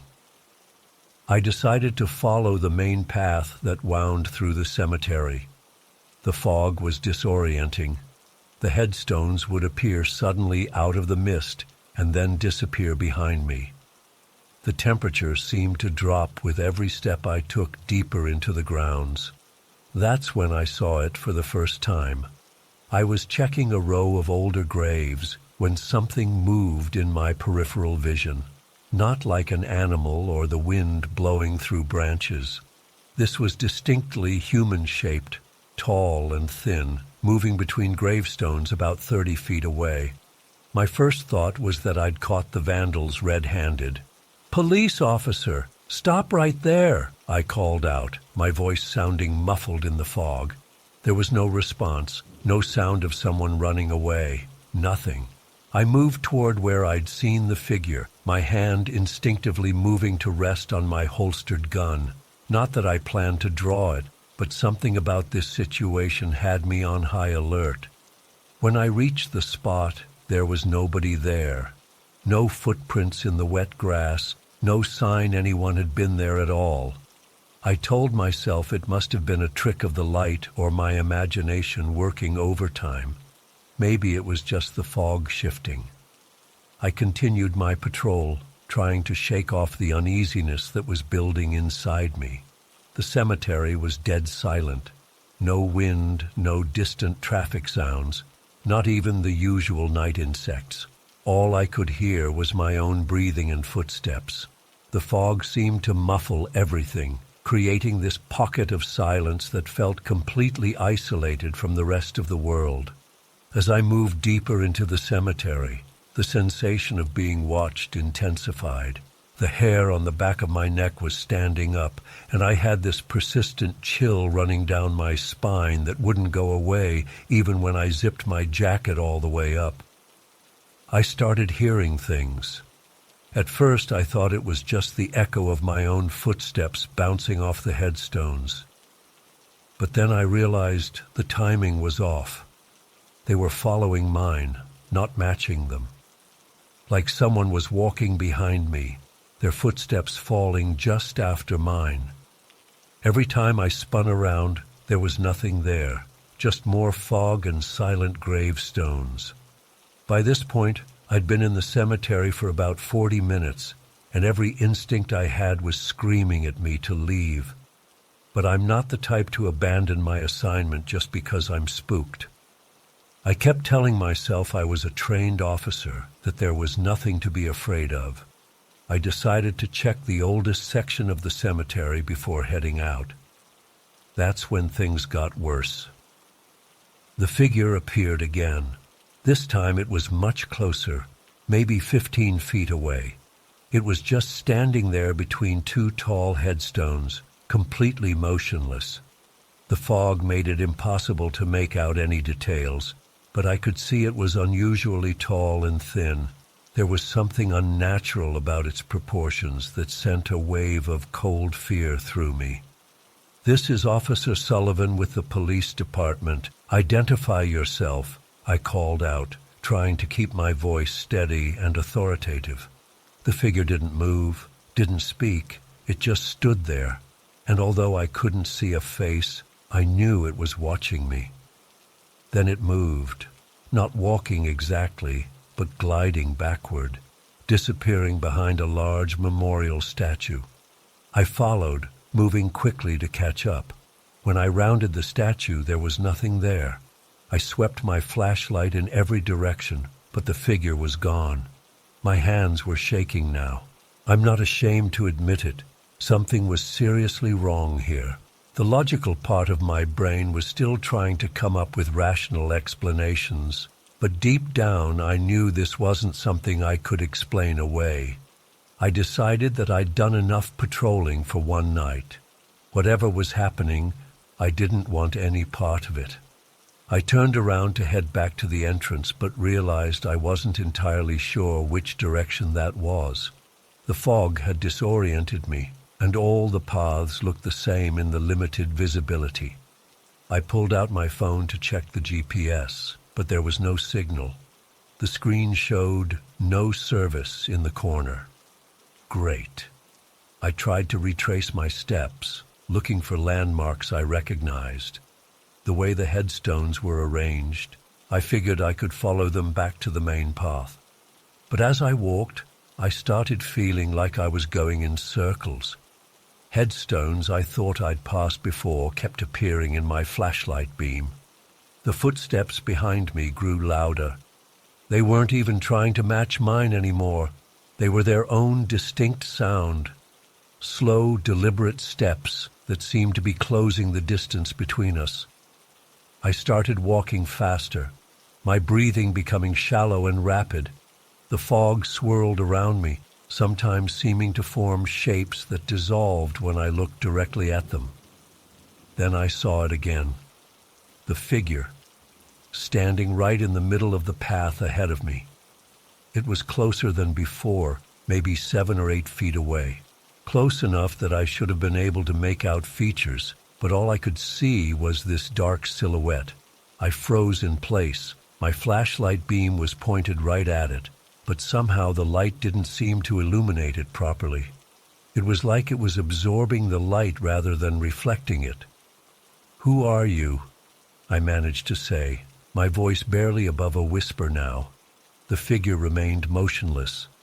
The silence stretched between us, heavy and suffocating. Then it moved to the side, disappearing behind a row of headstones. That was it.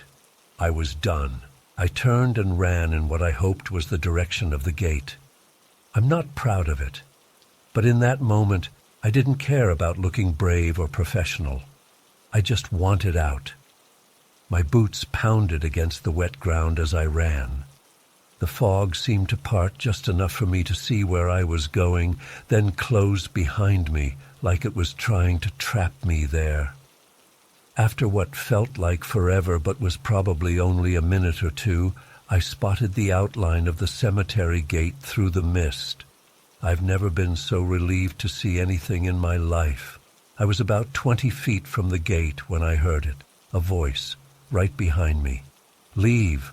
It wasn't shouted, it was barely above a whisper, but the word was clear as day, spoken directly into my ear as if someone was standing right beside me.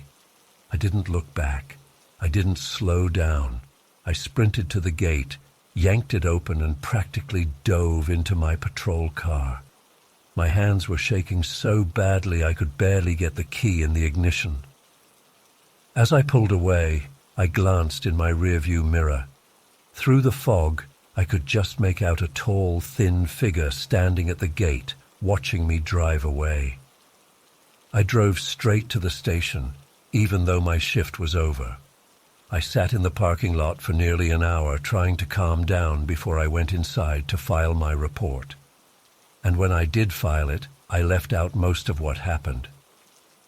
I just wrote that I'd completed the patrol, found no evidence of vandalism, and recommended perhaps installing a security camera at the entrance. The next morning, I requested to never be assigned cemetery duty again.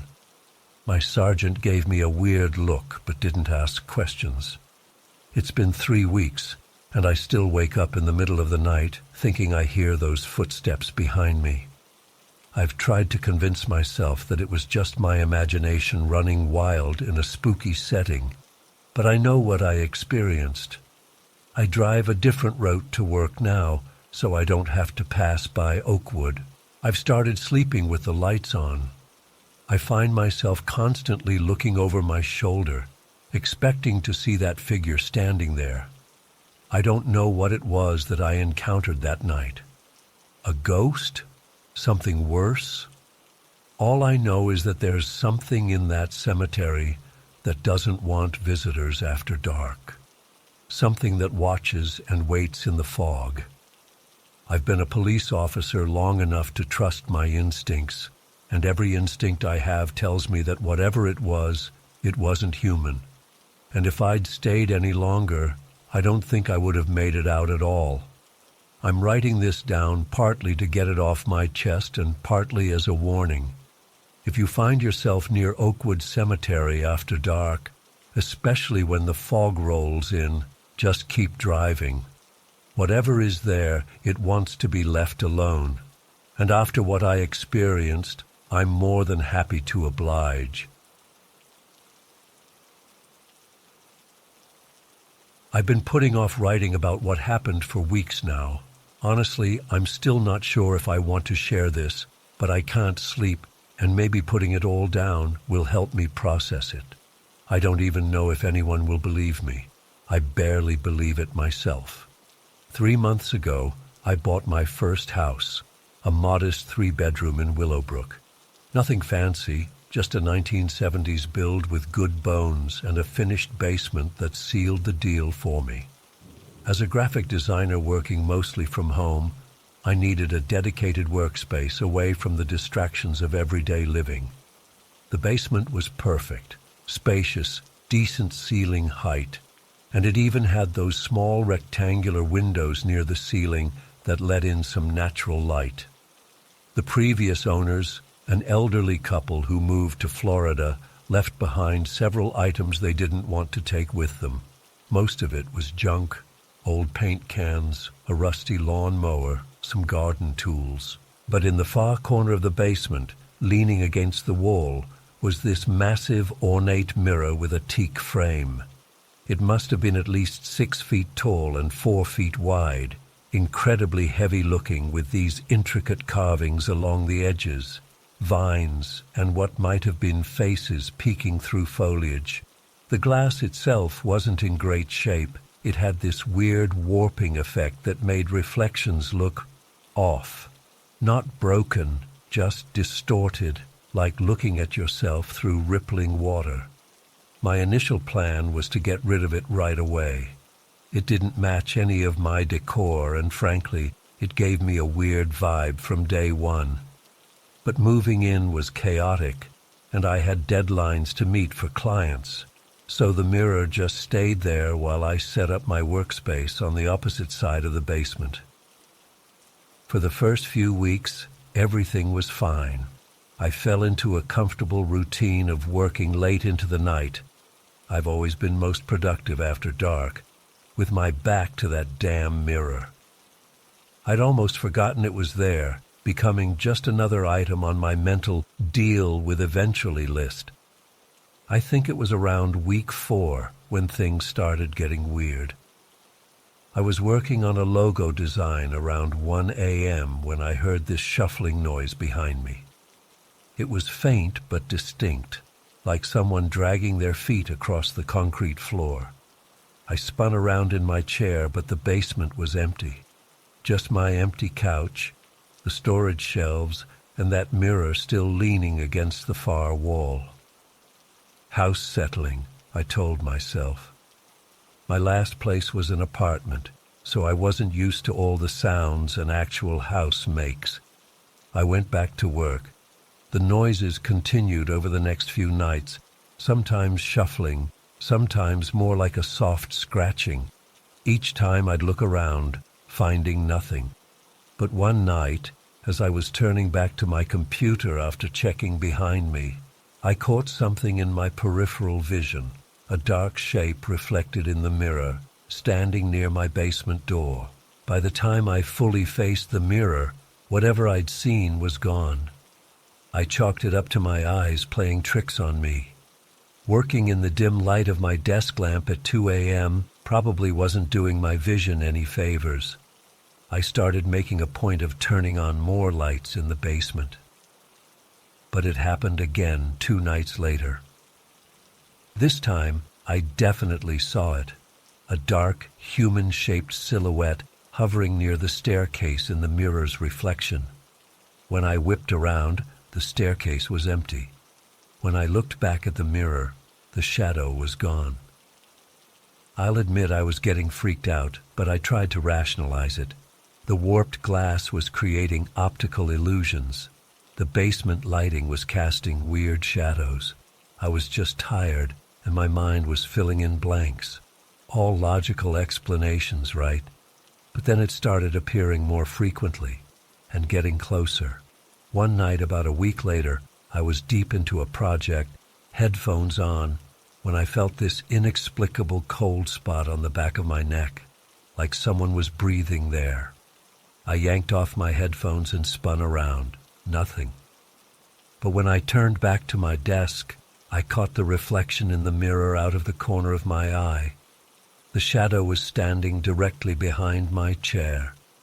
My heart nearly stopped. It wasn't just a vague, amorphous shadow anymore. It had a more defined shape, definitely human-like, but somehow wrong. Too tall, too thin, with limbs that seemed slightly too long. And though I couldn't make out any facial features in the darkness of its form, I had the overwhelming sensation it was looking at me. I jumped up, knocking my chair over, and bolted upstairs without looking back. I spent the rest of the night on my living room couch with every light in the house turned on, telling myself I was being ridiculous. The next morning, in the bright light of day, I felt stupid. I'd let my imagination run wild, that's all.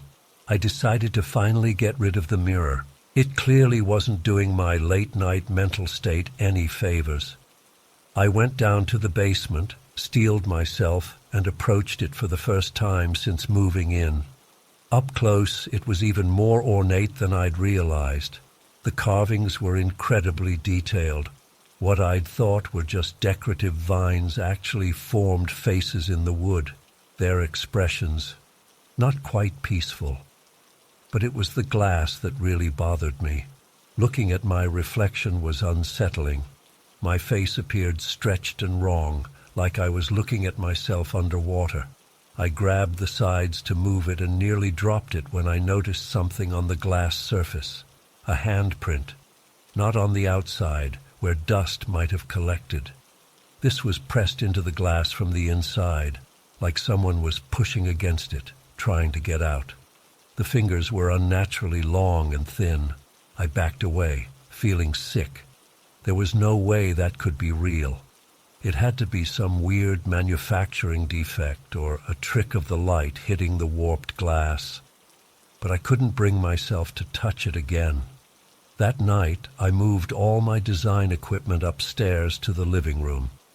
I told myself it was because the basement lighting wasn't good for color work. I knew I was lying to myself. 3 days passed, and I didn't set foot in the basement. My sleep deteriorated. Every night, I'd jolt awake with the certainty that someone was in the house. I'd check all the doors and windows, always locked, and then stand at the top of the basement stairs, unable to go down, but unable to ignore it. I called my friend Daniel, making up some story about needing help moving furniture. I couldn't bring myself to tell him the truth. What would I even say? "Hey, I think my mirror is haunted." He'd think I was losing it.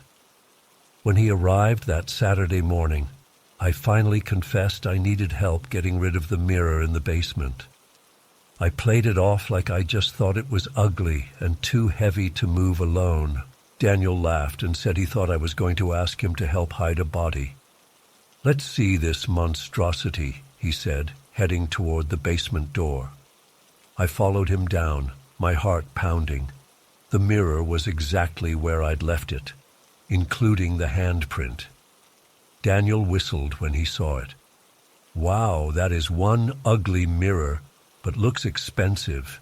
You sure you want to trash it? Could probably sell it?" "No," I said too quickly.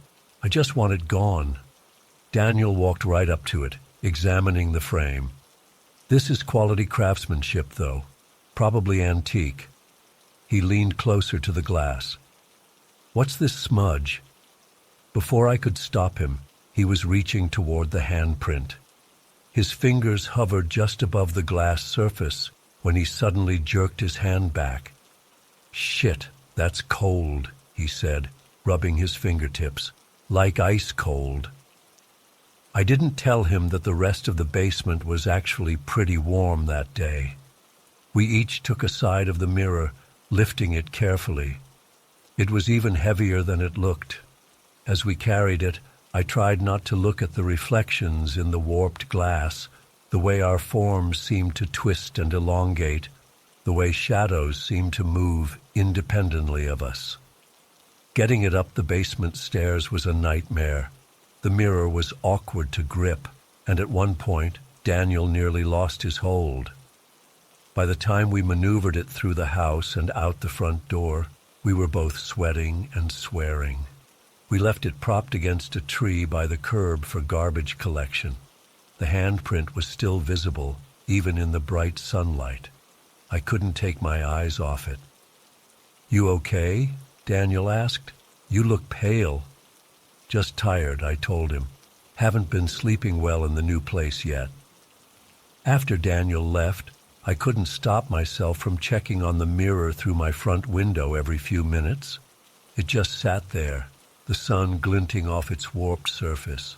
I was terrified someone would take it before the garbage truck came, that some unsuspecting person would bring it into their home.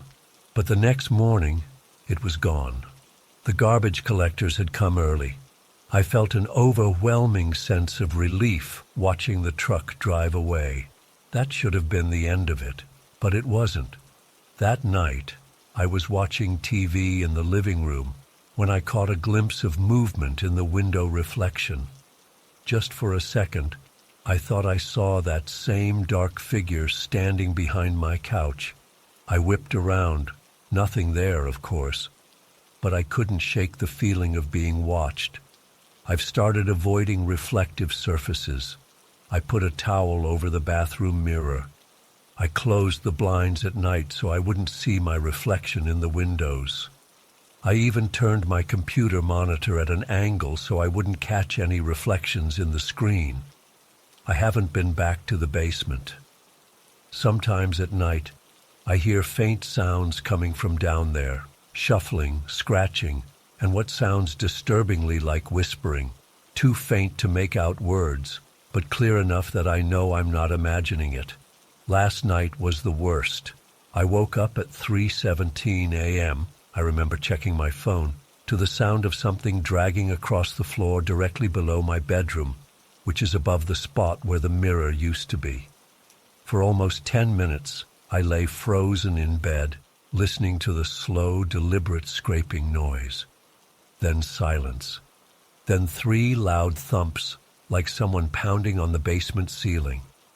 I didn't sleep after that. I sat up in bed with all the lights on until dawn, clutching a baseball bat I don't even know how to use properly. This morning, I found something that made my blood run cold. On the inside of my foggy shower door, there was a handprint, identical to the one on the mirror. Long, thin fingers, pressed from the other side. I'm writing this from a hotel room now. I don't know what to do. I don't know if I can ever go back to that house. I don't know if whatever was in that mirror is still there, or if it's somehow attached to me now. All I know is that I keep catching glimpses of a tall, thin shadow in reflective surfaces, even here, and it keeps getting closer.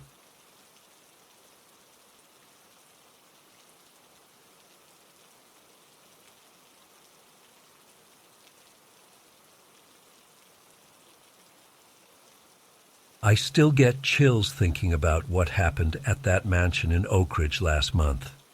I've been trying to make sense of it, replaying every detail in my head at night when I should be sleeping.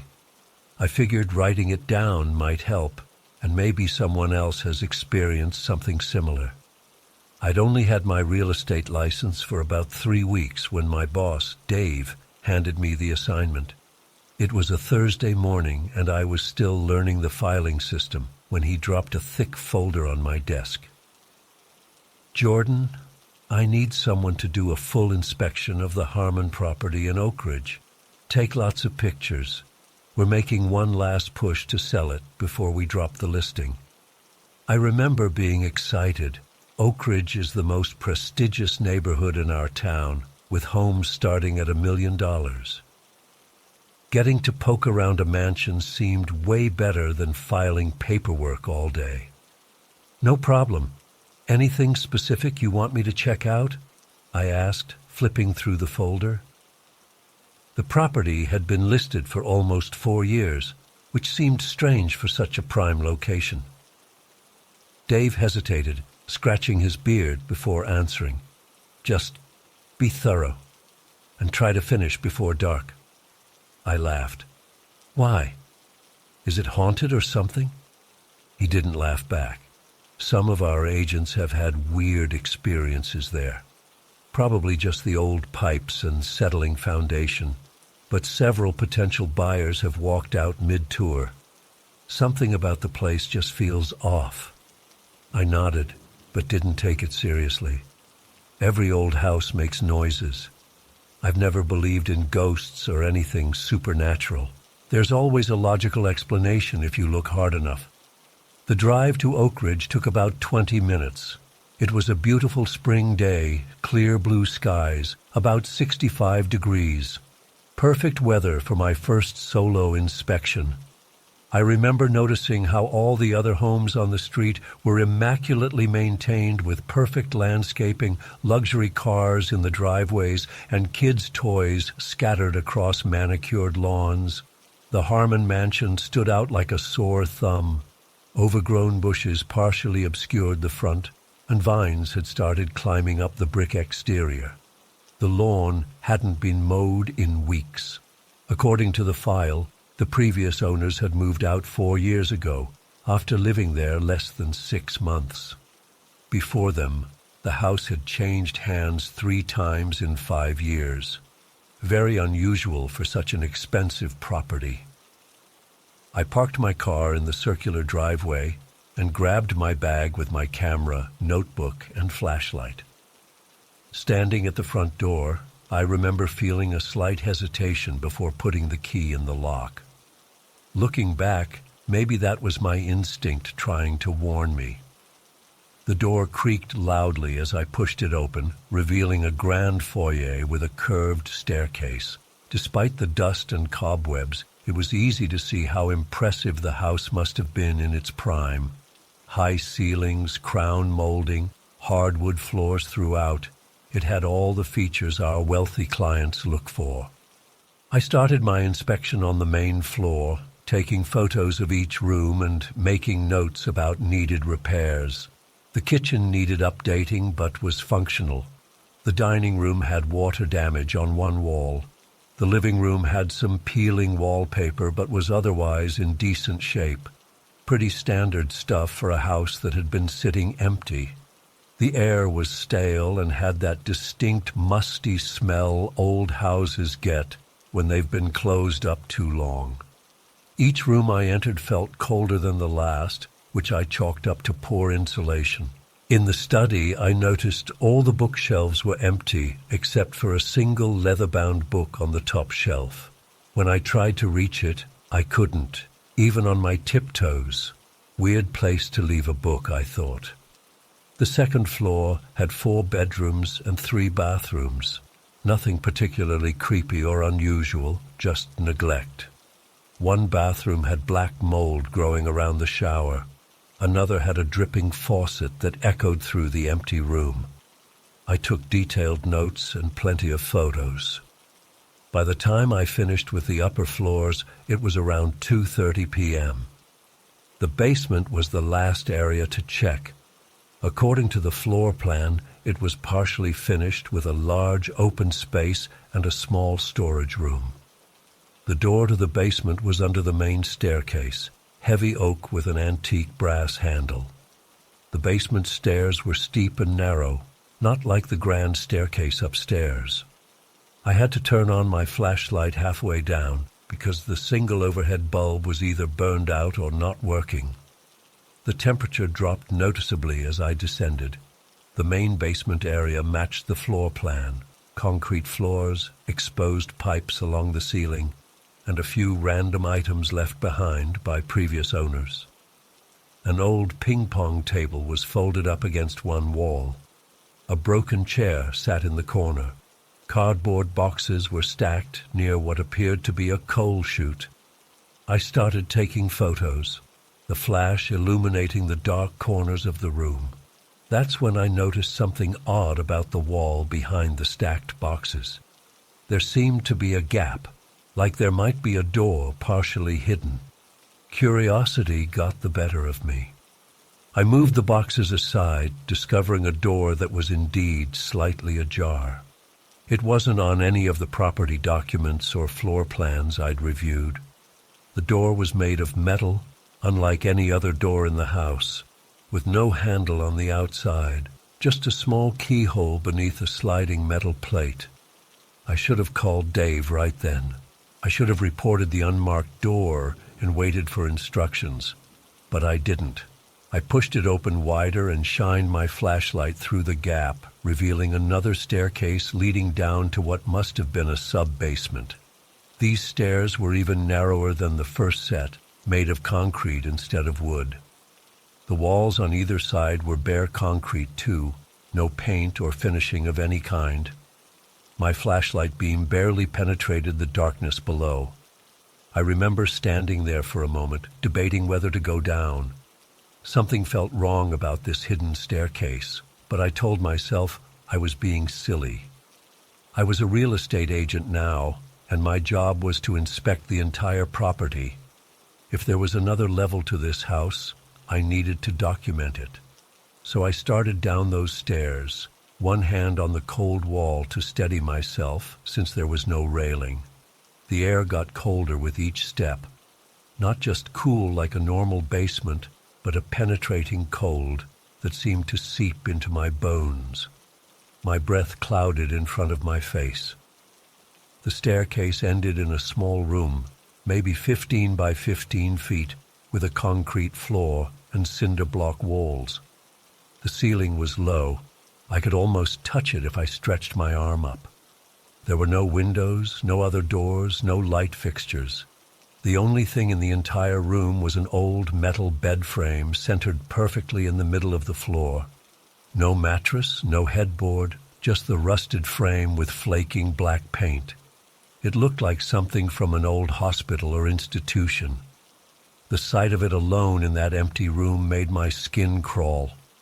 Why would someone put a bed frame in this hidden room? And why center it so precisely? I took several photos, the flash momentarily lighting up the space before plunging it back into darkness. That's when I heard it. Footsteps directly above me in the main basement. Heavy, deliberate steps moving across the concrete floor. I froze, pointing my flashlight at the ceiling as if I could somehow see through it. I remember my heart suddenly pounding so hard I could feel it in my throat. "Hello?" I called out, trying to keep my voice steady. "Is someone there? This is Jordan Taylor from Central Realty." No response. Just more footsteps, slower now, as if whoever was up there had heard me and was trying to move quietly. I told myself it must be another agent who had come to check on the property, or maybe the neighbor saw my car and came to investigate. There had to be a logical explanation. I started back up the stairs, moving quickly but carefully in the narrow space. "Hello? I'm coming up. I didn't know anyone else would be here today." Still no answer. The footsteps had stopped. When I reached the top of the concrete stairs, I pushed against the metal door, and it didn't move. I pushed harder, using my shoulder, but it wouldn't budge. Somehow, it had been locked from the outside. Panic surged through me. I pounded on the door. "Hey, I'm down here. The door's locked. Can you open it, please?" Nothing. Then I heard the footsteps again, moving away from the door, heading toward the stairs that led up to the main floor. I pulled out my phone with shaking hands, relieved to see I had 2 bars of service. I called the office immediately. "Central Realty, this is Amanda." "Amanda, it's Jordan. I'm at the Harmon Mansion in Oak Ridge. Is there supposed to be anyone else here today?" "No, you're the only one scheduled." "Why?" I tried to keep my voice calm. "I think someone else is in the house. I was in the basement, and I found this hidden sub-basement. Now I'm locked in, and I can hear someone walking around upstairs." "Locked in? Jordan, are you okay?" "No, I'm not okay. There's someone in the house, and they've locked me in this creepy room with nothing but an old bed frame in it." Amanda put me on hold to get Dave. Those few minutes of waiting were excruciating. I kept listening for sounds above me, but everything had gone completely silent. Dave came on the line. "Jordan, where exactly are you in the house?" I explained about finding the hidden door and a room below the main basement. "That's not possible," he said firmly. "There's no sub-basement in that house. I've been through it a dozen times." "Well, I'm standing in it right now, and someone has locked me down here." He promised to call the police and said he'd meet them at the house. I was to stay on the line with Amanda until help arrived.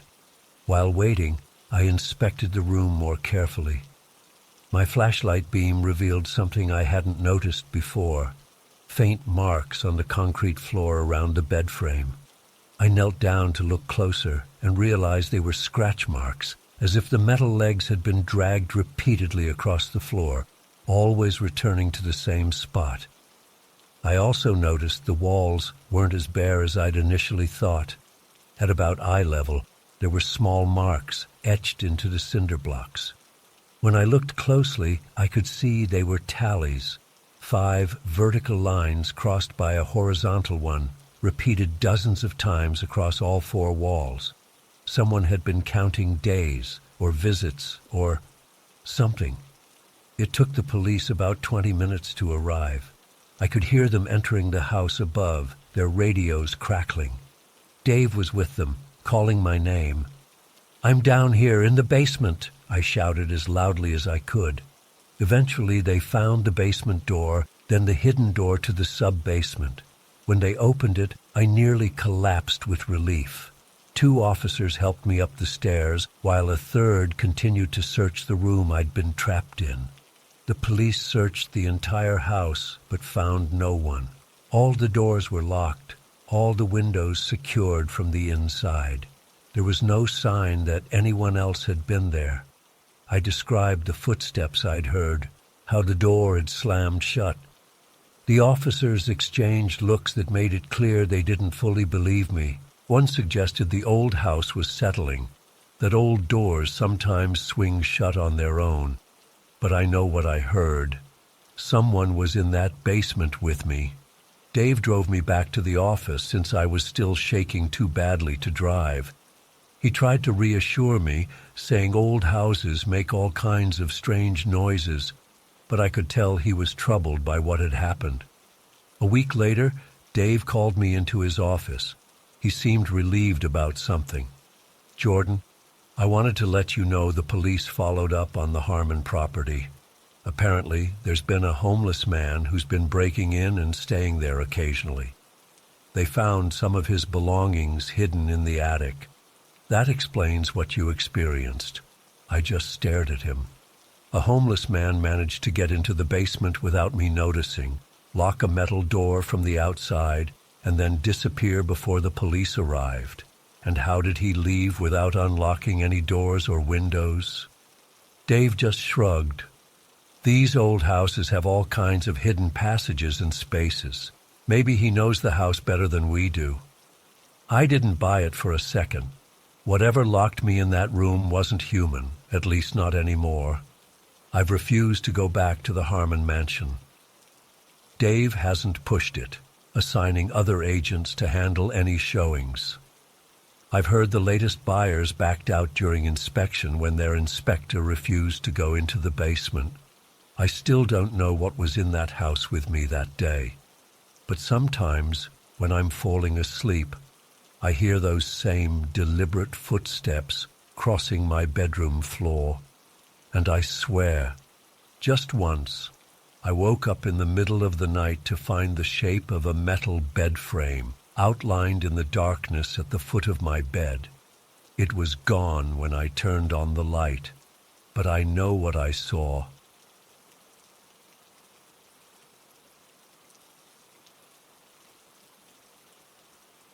I've been living in Maplewood for about 7 months now. It's a small town where nothing ever happens, which is exactly what I wanted after 5 years teaching in Chicago. The elementary school here is nice, the kids are sweet, and my colleagues are friendly enough. But I need to tell someone about what's been happening at my rental house, because I honestly don't know what to do anymore. When I first toured the place back in August, it seemed perfect. 2 bedrooms, decent kitchen, affordable rent, and a quiet neighborhood with mature trees. The landlord mentioned there was a basement for storage and laundry. I remember following him down the creaky wooden stairs and immediately noticing the small window at ground level that faced the backyard. "Nice to have some natural light down here," I said, trying to sound positive, but something about that window instantly made me uncomfortable. It was maybe 18 inches tall and 2 feet wide, just big enough for someone to... I don't know why my mind went there immediately. The landlord must have noticed my expression. "I can install blinds if you want," he offered, but I shrugged it off. I didn't want to seem paranoid before even moving in, so I took the place, moved my stuff in, and settled into my new life as Ms. Williams, the new 3rd grade teacher at Maplewood Elementary. The first few months were fine. I'd go down to do laundry every few days, always during daylight hours. I couldn't shake this weird habit of glancing up at that window every minute or so, like I was expecting to see someone crouched in the grass outside, peering in. Nothing ever happened, but the feeling never went away. 2 weeks ago, everything changed. It was a Tuesday night, and we'd had our first real snowfall of the winter. I remember being excited about it. I'd assigned my students a creative writing piece about snow, and I was looking forward to reading their work. After dinner, I grabbed the stack of papers and decided to finish grading them while doing laundry. Kill 2 birds with 1 stone, right? It was around 8:30 when I went down to the basement. The washing machine is tucked in the corner, and I set up a little folding table and chair nearby so I could grade while waiting for the cycle to finish. I remember thinking how quiet everything was. That perfect hush that comes with heavy snow, like the world is wrapped in cotton. I was about halfway through the stack of papers when it happened. It wasn't a sound that alerted me. It was more like a feeling, like when you're alone in a room and suddenly you know you're not. The hairs on my arms stood up, and I felt this cold wave wash over me. I looked up at the window, and my heart literally stopped for a second. There was a face pressed against the glass. I'm not talking about someone casually glancing in. This face was pressed against the window, flattening features against the pane. Pale, gaunt, with wide eyes that didn't blink, just staring at me, unmoving. I could see fog forming on the glass from their breath. I screamed and jumped up, knocking over my chair. The papers scattered across the floor, but I couldn't take my eyes off the window. The face didn't react to my scream at all. No surprise, no movement. Just kept staring with those wide, unblinking eyes. I backed away until I hit the wall, fumbling for my phone in my pocket. When I looked back up, the face was gone. My hands were shaking so badly I could barely dial 911. The dispatcher tried to calm me down, but I was almost hyperventilating. They said they'd send someone right away. 2 officers showed up about 15 minutes later. They were nice enough, but I could tell they weren't taking me completely seriously. They checked around the house and then came back inside, stomping snow off their boots. "Ma'am, there are no footprints anywhere in your yard," the older officer said. "The snow is completely undisturbed." "That's impossible," I insisted. "I saw someone. Their face was right there against the window." They exchanged that look. You know the one, where they're trying to figure out if I'm crazy or just mistaken. "Could it have been a reflection?" the younger officer suggested. "Sometimes with the lights on inside and darkness outside, windows can act like mirrors." I knew what I saw. It wasn't my reflection. This face was wrong somehow. Too pale, too thin, eyes too wide, but they had nothing to go on. No footprints, no evidence of trespassing.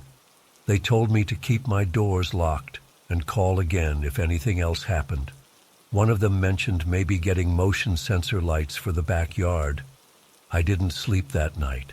I kept thinking about those eyes staring at me and how there were no footprints in the snow.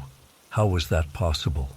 For the next few days, I avoided the basement completely. I wore the same clothes twice rather than do laundry. I told myself maybe the cops were right. Maybe it was just a weird reflection or my imagination playing tricks. By Saturday, I'd run out of clean clothes and had to face the basement again. I went down during the middle of the day, telling myself nothing would happen in broad daylight. I rushed through sorting my laundry, constantly glancing at the window. Nothing, just the normal view of my snow-covered backyard. I started to relax a little, thinking maybe it really had been my imagination. The washing machine hummed away, and I sat down with some lesson plans to kill time. Then the shadow fell across the window. I froze, pen still pressed to paper. Slowly, I lifted my head. The face was back, the same gaunt, pale face. But this time, there was something different. It was smiling. Not a friendly smile, just a slight upturn at the corners of the mouth that made my stomach clench. I didn't scream this time. I couldn't. It felt like my throat had closed up completely. We stared at each other for what seemed like forever, though it was probably only seconds. Those same unblinking eyes, now accompanied by that faint, terrible smirk. I didn't wait to see what would happen next. I bolted up the stairs, slammed the door behind me, and shoved a chair under the doorknob. My laundry stayed in the washer for 2 days before I worked up the courage to run down, transfer it to the dryer, and race back upstairs. I called the police again, but I could tell they were even less convinced this time. The snow had partially melted, so there was no way to tell if someone had been in my yard or not. The officer who came out suggested I might want to talk to someone, meaning a therapist.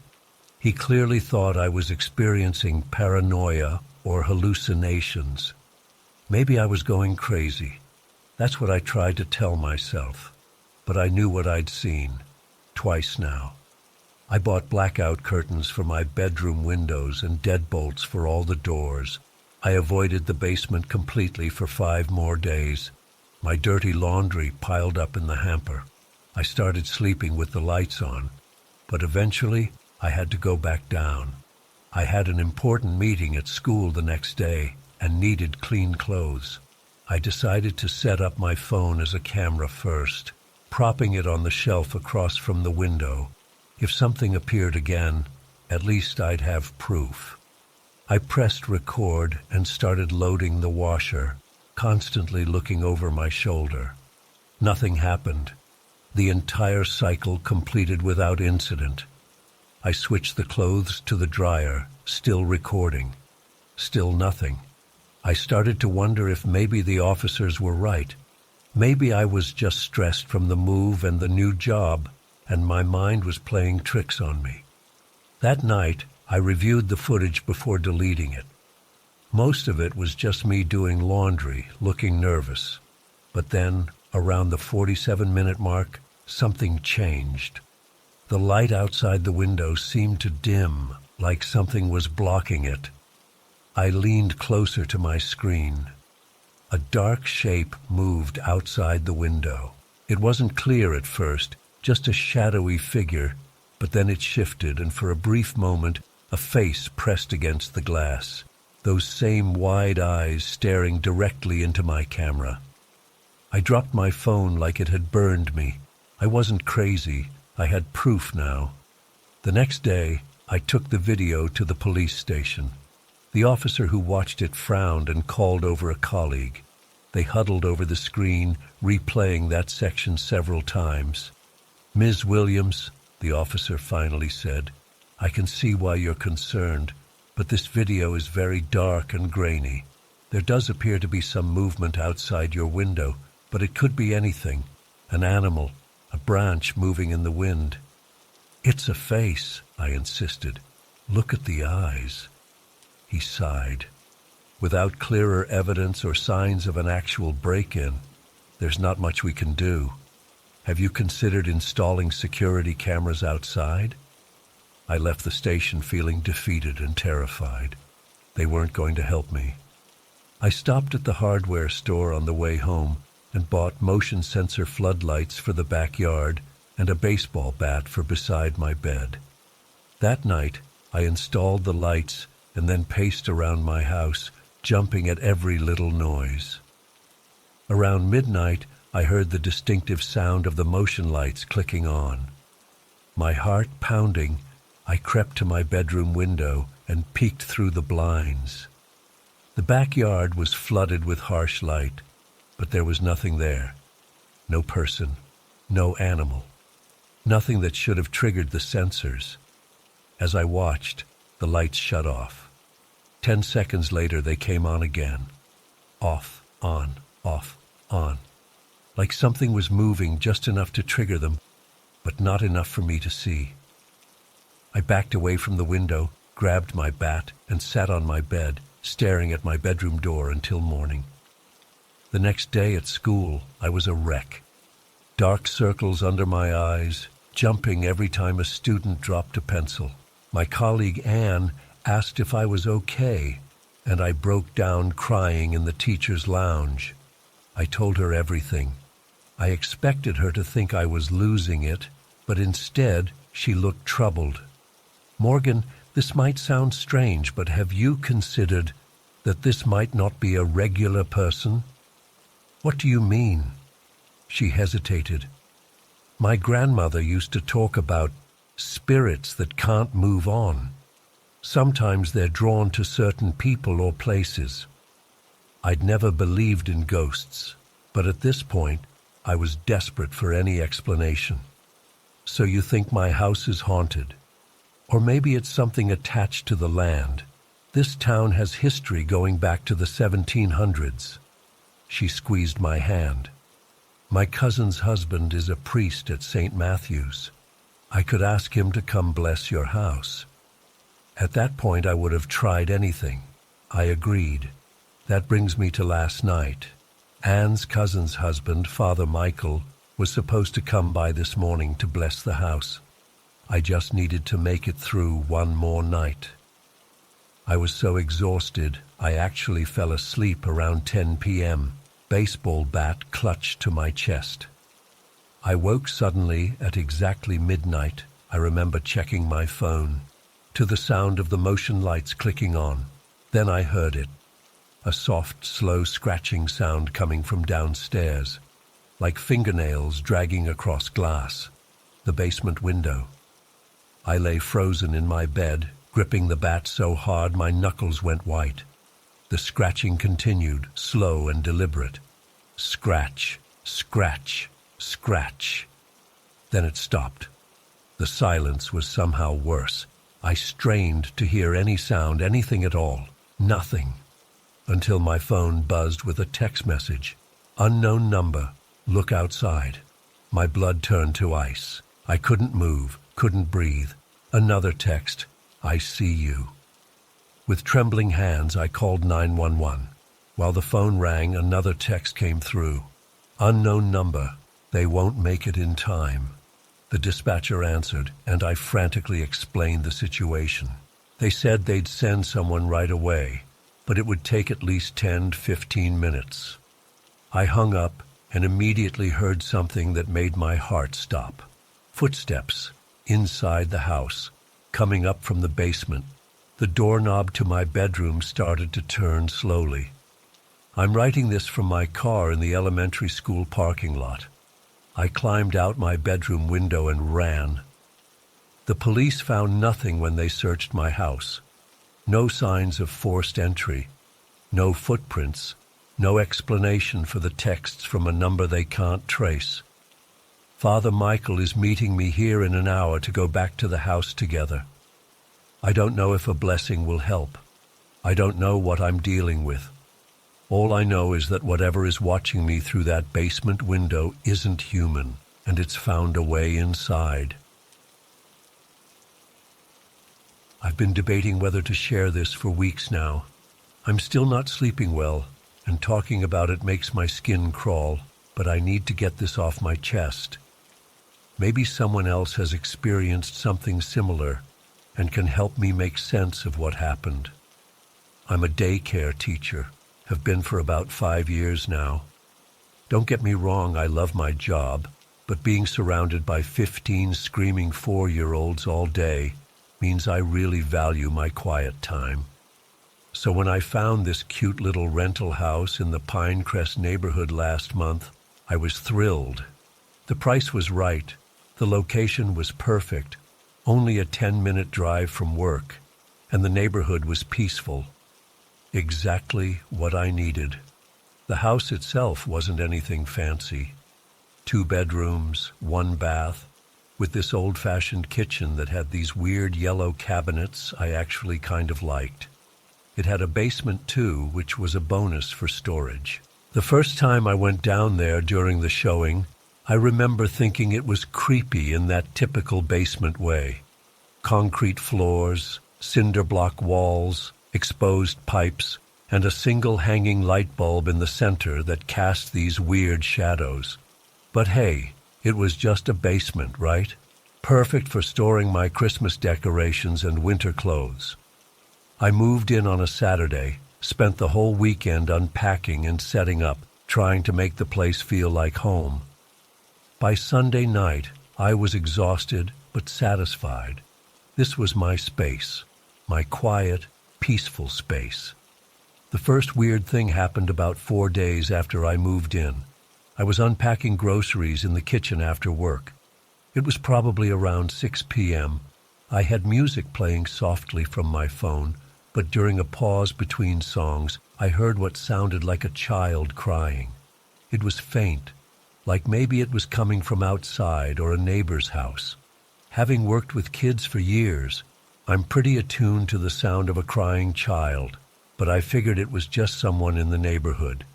I went to the window, looked out, but didn't see anyone. I shrugged it off and went back to putting away my groceries. 3 days later, I was in the basement organizing some storage bins. I remember I was labeling a box of photo albums when I heard it again, a child crying. But this time it was different, louder, more desperate. And it seemed to be coming from inside the basement, somewhere within the walls themselves. I froze. My marker hovered over the label as I held my breath and listened. The crying continued for maybe 10 seconds, this soft, hiccuping sob that made my heart race. I called out, "Hello?" which in retrospect was stupid because why would anyone be in my walls? But the crying just stopped. Complete silence followed. I practically ran up the stairs, stumbling on the last step and catching myself on the doorframe. Standing in my kitchen, heart pounding, I told myself I was being ridiculous. Old houses make noises. It was probably just pipes or the house settling or something. I'd been working with kids too long and my brain was playing tricks on me. But deep down, I knew it wasn't the pipes. That night I had trouble sleeping. I kept waking up thinking I heard something, but it was just the normal creaks and groans of the house. By morning, I'd convinced myself I'd imagined the whole thing or exaggerated it in my mind. Then came last Wednesday night. I'd gone to bed around 11:30 after binging some Netflix show. I was almost asleep when I heard it again. The crying. Only this time it wasn't coming from the basement walls. It sounded like it was right outside my bedroom door. No, that's not right. It sounded like it was coming from the basement door at the end of the hallway, which is maybe 15 feet from my bedroom. I sat up in bed, my entire body rigid with fear. The digital clock on my nightstand read 12:07 a.m. The crying continued, soft at first, then building in intensity. It didn't sound like an infant's cry, more like a toddler or young child, maybe 3 or 4 years old. I reached for my phone, turned on the flashlight, and got out of bed. My hands were shaking so badly, I nearly dropped it. I stood in my doorway for a moment, listening. The crying seemed to be coming from the basement, not just from the door, but from beyond it, from down there. I don't know what possessed me to investigate instead of, I don't know, calling the police or running out of the house screaming. Maybe it was the teacher in me, the part that responds instinctively to a child in distress. Whatever the reason, I found myself walking down the hallway toward the basement door. When I reached it, the crying was unmistakable. Somewhere down in that darkness, a child was sobbing. I opened the door, and the sound grew louder. "Hello?" I called down. "Is someone there?" The crying continued, uninterrupted. I flipped the light switch, illuminating the stairs with that dim yellow bulb. The wooden steps creaked as I made my way down, my phone's flashlight beam bouncing around the shadows. When I reached the bottom, I swept my light around the basement. Empty. No child. No one. Just my storage boxes and the washer-dryer unit in the corner. But the crying, it seemed to be all around me now, coming from everywhere and nowhere at once. Then, just as suddenly as it had started, it stopped. The silence that followed was almost worse than the crying. I stood there for what felt like an eternity, my flashlight beam trembling as I moved it across every corner and crevice of that basement. Nothing. I practically sprinted back upstairs, slammed the basement door shut, and locked it. Why did a basement door even have a lock? I didn't sleep at all that night. Sat in my living room with all the lights on until morning. jumping at every little sound. The next day I called my landlord. I was exhausted and scared, and I needed answers. When I told him about the crying, there was this long pause on the other end of the line. Then he sighed and said, "The couple before you mentioned something similar." My blood ran cold. "What do you mean?" He explained that the previous tenants, a young couple, had moved out after only 3 months. They'd complained about strange noises they couldn't explain, specifically the sound of a child crying when there were no children around. "Why didn't you tell me this before I moved in?" I demanded. "I thought they were just trying to break their lease," he said. "Old houses make noises. Sometimes they hold on to memories." Hold on to memories? What the hell was that supposed to mean? I asked him if he knew anything about the history of the house, if a child had ever died there or something. He claimed he didn't know the full history since the house was over 70 years old, but as far as he knew, nothing tragic had happened there. He offered to send someone to check the basement for structural issues or animal infestations, but something told me that wouldn't solve the problem. After that call, I spent hours online researching the house's history, but found nothing unusual. No reported deaths, no missing children cases tied to the address, nothing that would explain what I was experiencing. That night I decided to be proactive. If I was going to hear this crying again, I wanted evidence. I set up my phone on the hallway table, ready to record, and stationed myself at the top of the basement stairs with a flashlight and a baseball bat. Don't ask me what I thought I was going to do with it. Hit a ghost? Around 11:45 p.m., it started again. The crying. But this time it was different, more urgent, more desperate, like the child was in pain or terrified. I hit record on my phone and slowly opened the basement door. The crying grew louder as I descended the stairs, my flashlight beam bouncing with each step. When I reached the bottom, I swept the light around again, knowing I wouldn't find anything but needing to check anyway. That's when I noticed something I hadn't seen before. On one of the walls near the foundation, there was a dark patch. From a distance, it looked like a water stain or mold, but as I got closer, I realized it was neither. The wall just looked different there, darker, colder somehow. The crying seemed to be coming directly from that spot. I approached slowly, my heart hammering in my chest.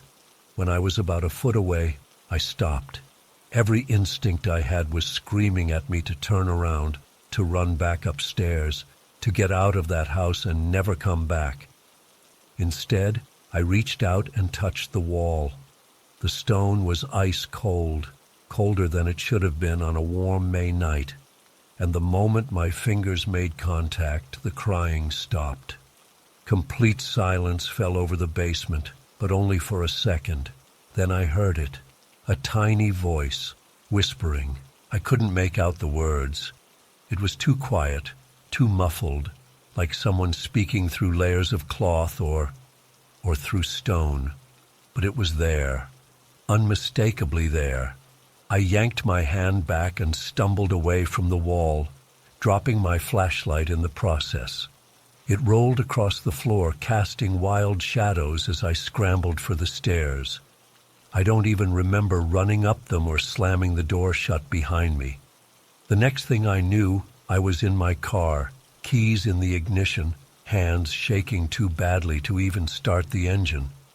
I spent that night at a motel. The next morning, I called in sick to work and started looking for a new place to live. I broke my lease within a week, forfeiting my security deposit and first month's rent. I didn't care. There was no way I was spending another night in that house. I never went back to the basement after that night. Had a friend help me pack up my stuff, and I left most of what was stored down there behind. Not worth it. Here's the thing that still haunts me. When I checked my phone later, the recording had nothing on it. No crying, no whispering, just the sound of my own panicked breathing and footsteps, like whatever was in that basement didn't want to be documented. I've been in my new apartment for 2 weeks now. It's smaller than the house, more expensive, and I can hear my neighbors through the walls, but I don't care. At least the only crying I hear comes from actual living children. But sometimes, usually right as I'm falling asleep, I think I can still hear it, that desperate, muffled sob coming from somewhere I can't reach. And I wonder about that dark patch on the wall, about what or who might be trapped behind it, and why they were trying to reach out to me. I don't have answers. Part of me doesn't want them. All I know is that I'll never forget the sound of that child crying within the walls, or the whisper I felt more than heard when I touched that cold, dark stone. And I'll never live in a house with a basement again.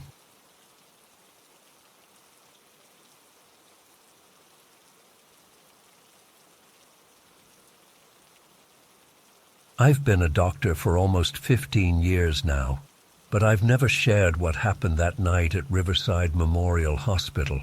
I'm not sure why I'm typing this up now. Maybe writing it down will help me make sense of it. Or maybe I just need to tell someone who won't immediately try to explain it away with medical jargon. Because, trust me, I've tried that approach, and it doesn't work. This happened about 4 years ago during one of my overnight shifts. I'm an internal medicine physician, and back then I was still doing regular night rotations. Anyone who's worked nights at a hospital knows they have a completely different vibe from day shifts. The lighting is dimmer, the hallways emptier, and everything just feels more contained. Usually these nights are quiet, maybe a few admissions from the ER, checking on unstable patients, or dealing with the occasional code. That particular night was unusually calm. We had only 3 critical patients, and most of the others were stable. Around 2 a.m. after finishing my charts, I decided to check on a few patients who had been concerning me, including Mr. Peterson. Mr. Peterson was in his late 70s, admitted after a massive stroke that had left him comatose for almost 2 weeks. His family visited daily, but the prognosis wasn't good. His brain scans showed extensive damage, and we'd been having those difficult conversations with his children about end-of-life care. I didn't expect any changes when I walked into his room, just a routine check of his vitals. The hospital was in that weird middle-of-the-night quiet when the only sounds are the humming of machines and the occasional squeak of nurses' shoes on the linoleum. But as I approached room 203, Mr. Peterson's room, something felt off. There was this undertone beneath the normal hospital sounds, a sort of whispering or rustling that I couldn't quite place. I figured it was just the HVAC system acting up again. Our hospital was overdue for renovations. I pushed open the door, expecting to see Mr. Peterson in the same state I'd seen him in for the past 13 days. Unresponsive, eyes closed, breathing steadily with the help of oxygen. Instead, his eyes were open. Not just open, but alert. The vacant stare of unresponsiveness was gone. His eyes followed me as I entered the room, which sent a jolt through my system.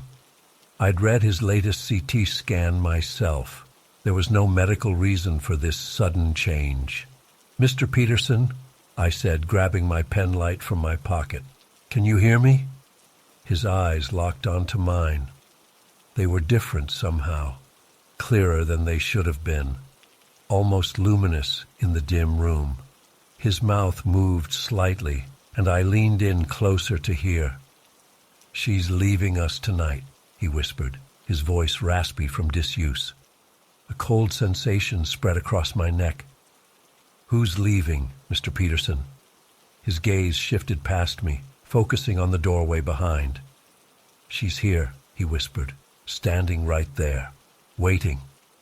I turned, half expecting to see someone in the doorway, but there was nothing, just the empty hallway beyond. When I looked back at Mr. Peterson, his eyes remained fixed on that empty space, as if he could see something I couldn't. "Mr. Peterson, there's nobody there," I said, trying to keep my voice steady. I checked his vitals. Blood pressure was a bit elevated, heart rate normal, oxygen saturation good. Medically speaking, he was stable, despite this unexplainable lucidity. He didn't respond to me again. His eyes remained fixed on the doorway, occasionally tracking something across the room that I couldn't see. I performed a quick neurological assessment.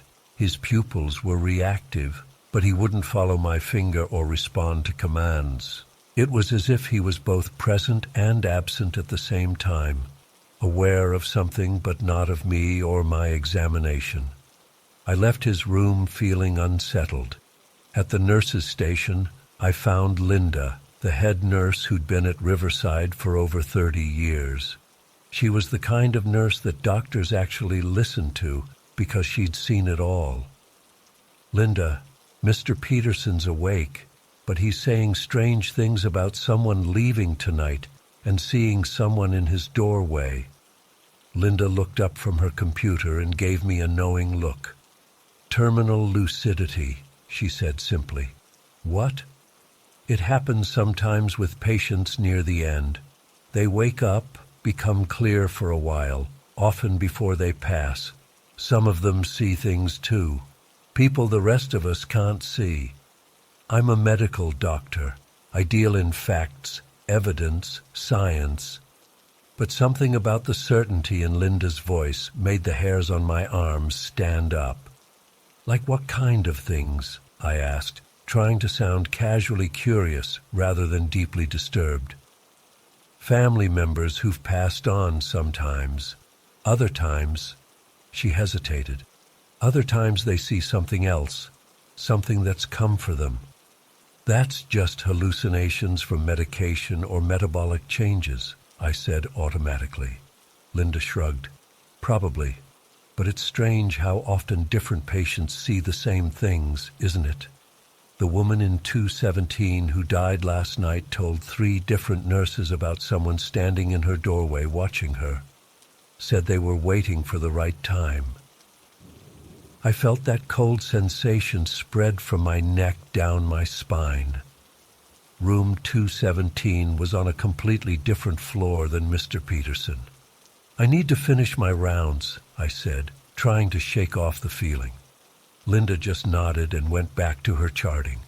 For the next hour, I checked on my other patients, but my mind kept going back to Mr. Peterson and what he'd said. Around 3:30 a.m., I decided to check on him again. This time, when I entered his room, he was fully awake. Not just awake, but sitting up in bed, looking around with clear, cognizant eyes. When he saw me, he smiled. "Doctor," he said, his voice still raspy but stronger, "could I trouble you for some water?" I stood frozen for a moment. This was impossible. A man who'd been in a deep coma for 2 weeks doesn't just wake up and ask for water. I called for a nurse while I checked his vitals again and did a more thorough neurological assessment. His responses were appropriate, his movements coordinated, though weak from days of immobility. "Mr. Peterson, do you know where you are?" I asked. "Hospital. Had a stroke, I think." He sipped the water the nurse had brought. "Do you remember talking to me earlier tonight?" He looked puzzled. "No. Was I awake before? Last thing I remember is being at home, then waking up here just now." I asked him a few more questions, all of which he answered appropriately. There was no mention of anyone leaving or anyone standing in the doorway. It was as if that earlier interaction had never happened, or as if 2 different people had been inhabiting his body. I ordered a stat CT scan to see if there had been any changes in his brain that could explain this miraculous recovery, but the technical staff for that wouldn't be available until morning. I made notes to have neurology see him first thing and headed back to finish my remaining tasks. At exactly 5:04 a.m., I remember looking at my watch. My pager went off with a code blue in room 204, right next to Mr. Peterson. I ran there to find the team already performing CPR on a woman in her mid-40s who had been admitted with pneumonia. She hadn't been one of the critical patients. In fact, she'd been improving and was expected to be discharged within a day or two. Despite our efforts, we couldn't bring her back. Time of death, 5:17 a.m. After calling her family and completing the necessary paperwork, I found myself drawn back to Mr. Peterson's room. He was asleep now, but it was normal sleep, not the coma he'd been in before. His vital signs were stable. I stood in his doorway thinking about what he'd said earlier. She's leaving us tonight. The woman next door had died just as he'd predicted, and he'd seen something in his doorway that I couldn't see. The rest of my shift passed uneventfully. When the day team came on at 7 a.m., I gave them a full report, including Mr. Peterson's strange awakening. The attending neurologist was skeptical about my account of the night's events, but ordered a full workup anyway. Over the next few days, Mr. Peterson continued to improve dramatically. The new scans showed his brain damage was far less extensive than we'd initially thought. The neurologists couldn't explain the discrepancy between the initial scans and the new ones, or how someone with his level of injury could recover so completely. They eventually chalked it up to technical errors in the original imaging. Mr. Peterson was discharged a week later with no memory of his coma or his cryptic statements to me. As far as he was concerned, he'd had a stroke, spent some time unconscious, and then recovered. End of story. But it wasn't the end for me. Since that night, I've started noticing things at Riverside that I can't explain. 3 more times I've had patients, all near death, all with diminished consciousness, suddenly become alert and speak of seeing someone waiting for them. Each time, within hours, another patient nearby passed away. Never the patient who saw the visitor, but always someone close by. I've tried talking to other staff about it. Most dismiss it as coincidence or the ramblings of medically compromised brains. Linda just gives me that knowing look, but won't elaborate further. Once, I tried to bring it up with our hospital chaplain, who told me that in many cultures, there's a belief that certain people can see death coming, not for themselves, but for others. I'm not a superstitious person. I believe in science, in medicine, in what I can see and measure and prove. But that night with Mr. Peterson shook something loose in my understanding of life and death. It made me wonder if, in that twilight state between consciousness and unconsciousness, some people can perceive things the rest of us can't. I still work at Riverside, though I've switched to day shifts only. Sometimes when I'm walking the halls late in the afternoon as the sun starts to fade, I feel something, a presence, a shift in the air that makes me hurry my steps, and I find myself glancing at doorways, half expecting to see what Mr. Peterson saw that night, a visitor waiting patiently, invisible to most, but undeniably there. I don't know what it means. I don't know if death really walks the halls of Riverside Memorial, visible only to those hovering between worlds. But I do know that something happened that night that medical science can't explain. And sometimes when I'm checking on a critical patient and they look past me to the empty doorway with sudden clarity in their eyes, I don't turn around anymore, because I'm afraid of what I might see.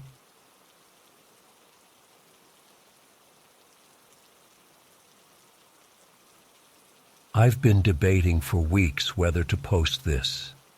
I'm not a writer or storyteller, just a regular guy trying to make sense of what happened to me last month at Pinewood General Hospital.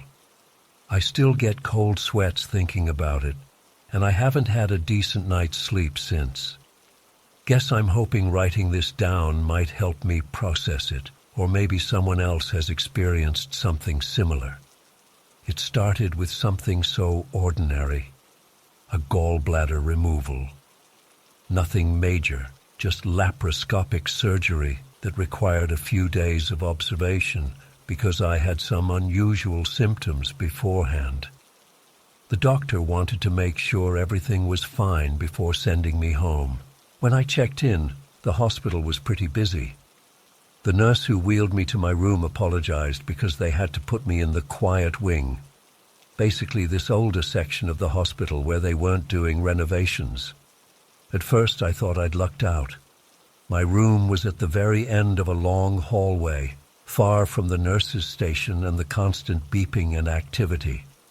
The hallway itself was weirdly long, with this dim fluorescent lighting that flickered occasionally and made the whole place feel like something from the 90s. "You'll get more rest here," the nurse said with a smile that didn't quite reach her eyes. "Just use the call button if you need anything. It might take us a few minutes to get here since you're a bit far from the station." That first day went fine. Surgery was successful, and I was pretty out of it from the anesthesia. I slept most of the day away, only waking up when nurses came to check my vitals or give me medication. The quiet was actually nice. No roommate, no constant noise from the hallway, just me recovering in peace. It was the second night when things started feeling off. I woke up suddenly at 3:07 a.m. I remember because the red numbers on the clock were the first thing I saw when my eyes snapped open. I didn't know why I was awake. There was no noise that had startled me. No nurse had come in. I just felt this sudden awareness, like my body knew something was wrong before my brain did. Then I heard it, slow, dragging footsteps in the hallway. They weren't the quick, purposeful steps of a nurse or doctor. These were heavy, uneven, like someone was pulling something along the floor with each step. And they were getting closer to my room. The footsteps stopped right outside my door. I waited for someone to knock or enter, but nothing happened. Just absolute silence. I could feel my heart pounding in my chest, and for some reason, I couldn't make myself call out or press the nurse's button. It was like I was frozen in place, just staring at the door. That's when I noticed it, a dark shadow stretching across the floor from the crack under the door. The hallway light created this effect, where you could see if someone was standing outside your room, and someone, or something, definitely was.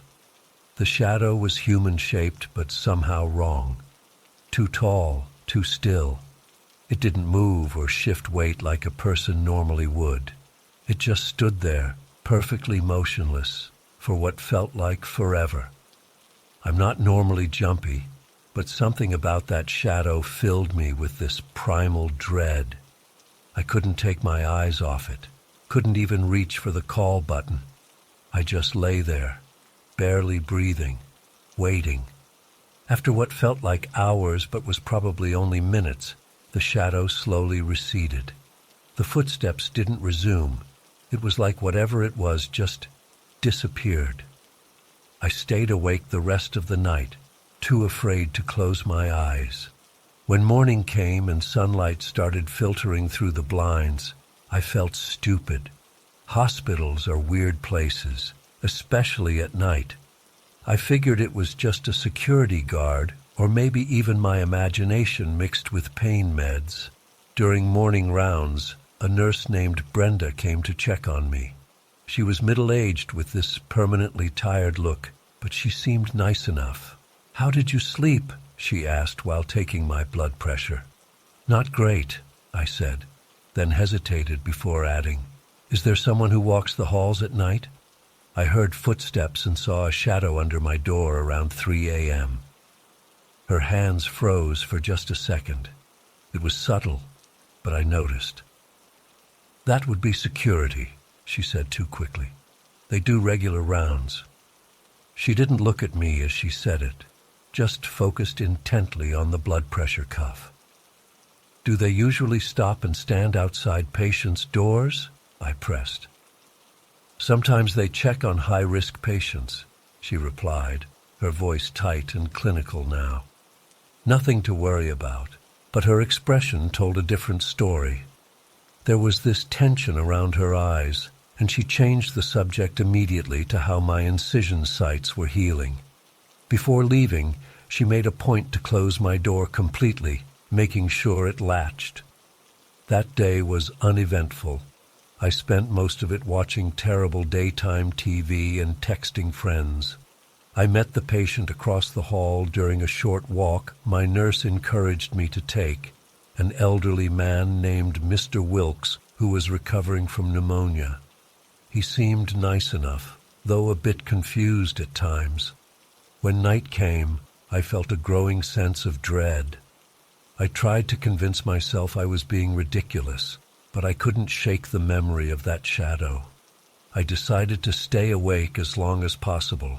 I kept the TV on low volume and tried to focus on some mindless reality show. Despite my best efforts, I must have dozed off because I jolted awake to the red numbers on the clock reading 3:02 a.m. The TV was still on, casting a blue glow across the room, but I immediately sensed something was different. There it was again, that shadow under the door, but this time it was darker, more defined. And it wasn't just standing there. The shadow seemed to be pressing against the crack beneath the door, like it was trying to seep into my room. The outline was all wrong, too elongated, too angular to be a normal person. I wanted to scream, to call for help, but my voice was trapped in my throat. All I could do was watch as the shadow remained there, pressing, testing. Then, just like the night before, it eventually receded and was gone. I immediately hit the call button. When a nurse finally arrived about 10 minutes later, she looked annoyed until she saw my face. "What's wrong? Are you in pain?" she asked, turning on the light. I told her about the shadow, the way it had pressed against my door. I must have sounded half crazy because her expression shifted from concern to something more guarded. "The night shift makes rounds," she said in that same rehearsed way Brenda had, "and sometimes the lighting in these old hallways plays tricks. Would you like something to help you sleep?" I refused the sleeping pill.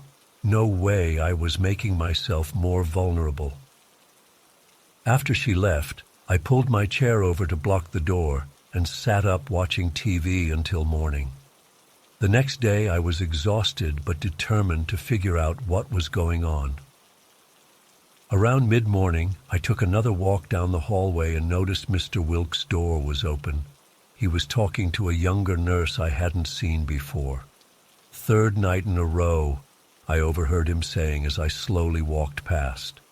The shadow in the hallway, it just stands there watching. I stopped dead in my tracks. The nurse was patting his hand condescendingly. "Mr. Wilkes, remember what Dr. Sharma said about the medication causing vivid dreams? There's no shadow person. It's just the medicines making your mind play tricks." But her eyes darted away as she said it, and she spoke too loudly, like she was performing for anyone who might be listening.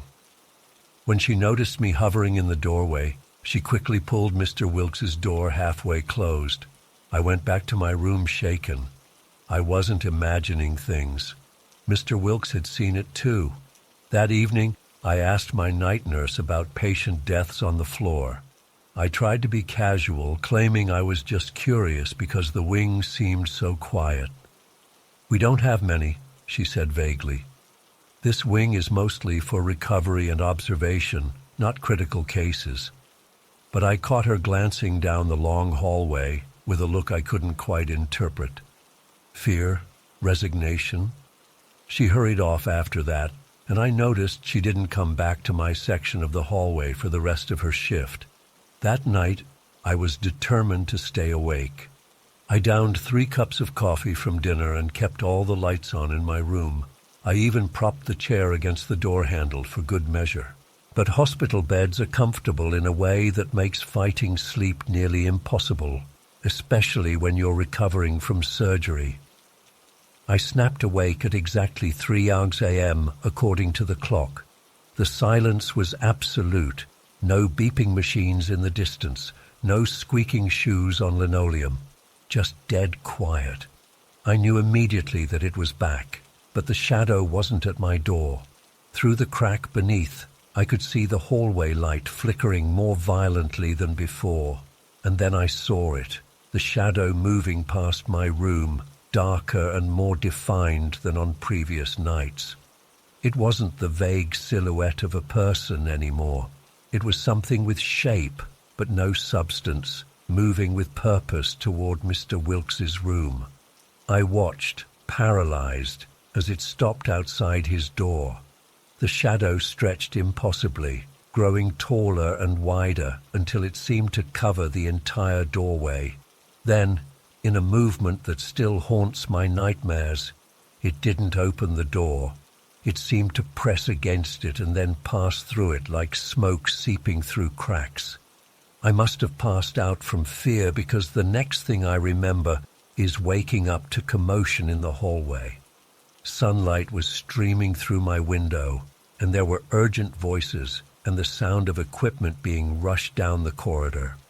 When my breakfast tray came, I asked the aide what was happening. "Oh," she said quietly, "Mr. Wilkes passed during the night. Heart failure, they think." My blood ran cold. I wanted to tell her what I'd seen, but the words stuck in my throat. Who would believe me? Later that day, I overheard 2 nurses talking in hushed voices just outside my door. I wasn't trying to eavesdrop, but my door was partly open, and their words carried. "Third one this month," one said. "Always the same."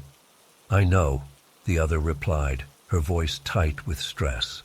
"It's always around 3 in the morning, and it's always the patients at the end of the hall. I've requested a transfer twice now. Management says it's just coincidence." "Bullshit," the second nurse hissed. "You know what Patterson in maintenance told me? This wing was built over the old morgue. They didn't even move all the... Never mind. I just can't do this anymore." They moved away then, their footsteps quick and nervous. I sat there trying to process what I'd heard. 3 deaths this month, always around 3 a.m., always at the end of the hall where my room was. That night, I begged the evening nurse to move me to another room, claiming the mattress was aggravating my back. She apologetically told me the hospital was at capacity and no rooms were available. I could see in her eyes she knew I was lying about the reason, but she didn't press me. As night fell, I felt like a condemned man. I pushed my bed as far from the door as possible. I turned on every light in the TV. I even called a friend and stayed on the phone until my battery died around 1 a.m. After that, I just sat there, staring at the door, waiting. 2:58 a.m., 2:59 a.m., 3 a.m. The lights in my room flickered. The TV signal went to static for a second, and then I felt it, a pressure change in the room, like when an airplane descends too quickly and your ears need to pop. The temperature plummeted so fast I could see my breath. The shadow appeared under my door, darker than darkness, like a void. But this time it didn't just linger. It began spreading across the floor toward my bed, moving like spilled ink. I scrambled back against the headboard, my heart threatening to burst from my chest. The shadow stopped at the foot of my bed. It began to rise, forming a vertical shape that towered to the ceiling. It had no features I could discern, just this absolute absence of light. But somehow I could feel it watching me, assessing me.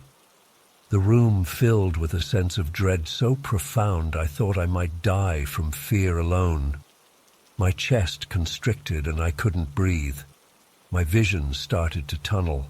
In that moment, I was certain I was experiencing what Mr. Wilkes and the others had felt in their final moments. And then, just as suddenly as it appeared, the shadow receded. It flowed back across the floor and under the door like water down a drain. The room temperature normalized. The pressure eased. I sat there gasping, covered in sweat, unable to believe I was still alive. Morning came eventually. I didn't sleep, didn't move from my position against the headboard. When my doctor came in for rounds, he took one look at me and frowned. "You look terrible," he said bluntly. "Did you sleep at all?" I shook my head. "When can I go home?" He checked my chart. "Your labs look good, and the incisions are healing well. I suppose we could discharge you today if you're feeling up to it." I've never packed my things so quickly in my life. As I was signing the discharge papers, I noticed the hospital's name on the letterhead. Blackwater Memorial Hospital. Not Pinewood General as I'd thought. I mentioned this to the discharge nurse, and she looked at me strangely. "It's always been Blackwater Memorial," she said. "Though the east wing where you were staying used to be called the Pinewood Sanitarium before the merger in the 70s. I couldn't get out of there fast enough. As I waited for my ride in the lobby, I Googled Pinewood Sanitarium on my phone. What I found made my skin crawl. It had been a psychiatric facility with a notorious reputation for experimental treatments. A fire in 1967 had killed several patients and staff members. The survivors reported that the fire had started mysteriously around 3 a.m. in the morgue located beneath the east wing. It's been a month now, and I still wake up at exactly 3 a.m. every night, feeling like I'm being watched. Sometimes I see shadows moving in the corners of my bedroom that shouldn't be there. My doctor says it's just anxiety from the hospital stay and the lingering effects of anesthesia, but I know what I saw. I know what's out there. And I wonder how many more patients will be placed in that quiet wing at the end of the hall. How many more will see that shadow at their door at 3 a.m., and how many won't live to tell about it.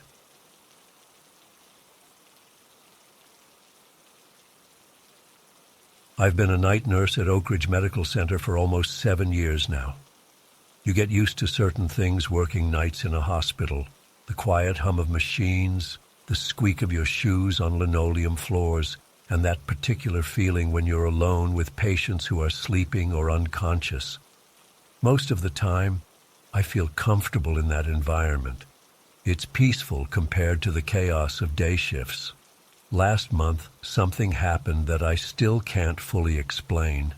I've gone over it in my head 1,000 times, talked to my co-workers about it, even had to give a statement to the police. But there are parts of it that don't make sense, that make me question what I actually saw. I was assigned to the stroke recovery ward that night, a fairly routine assignment. We had 8 patients, and most were stable. Mr. Connors in room 216 had been there for nearly 3 weeks. He was 72, had suffered a massive stroke, and had been unresponsive since admission. His chart showed minimal brain activity. The doctors had been straight with his family. Recovery wasn't expected. His son visited almost daily, usually in the afternoons. Quiet guy, kept to himself, just sat with his dad for hours. That night was unusually cold for October. The hospital heating system was acting up, especially in the east wing where Mr. Connors' room was located. Around 2 a.m., I was doing my regular rounds. The hallway felt especially empty, and I remember thinking how the fluorescent lights made everything look washed out and unreal. Just one of those nights where everything feels slightly off, you know. When I entered Mr.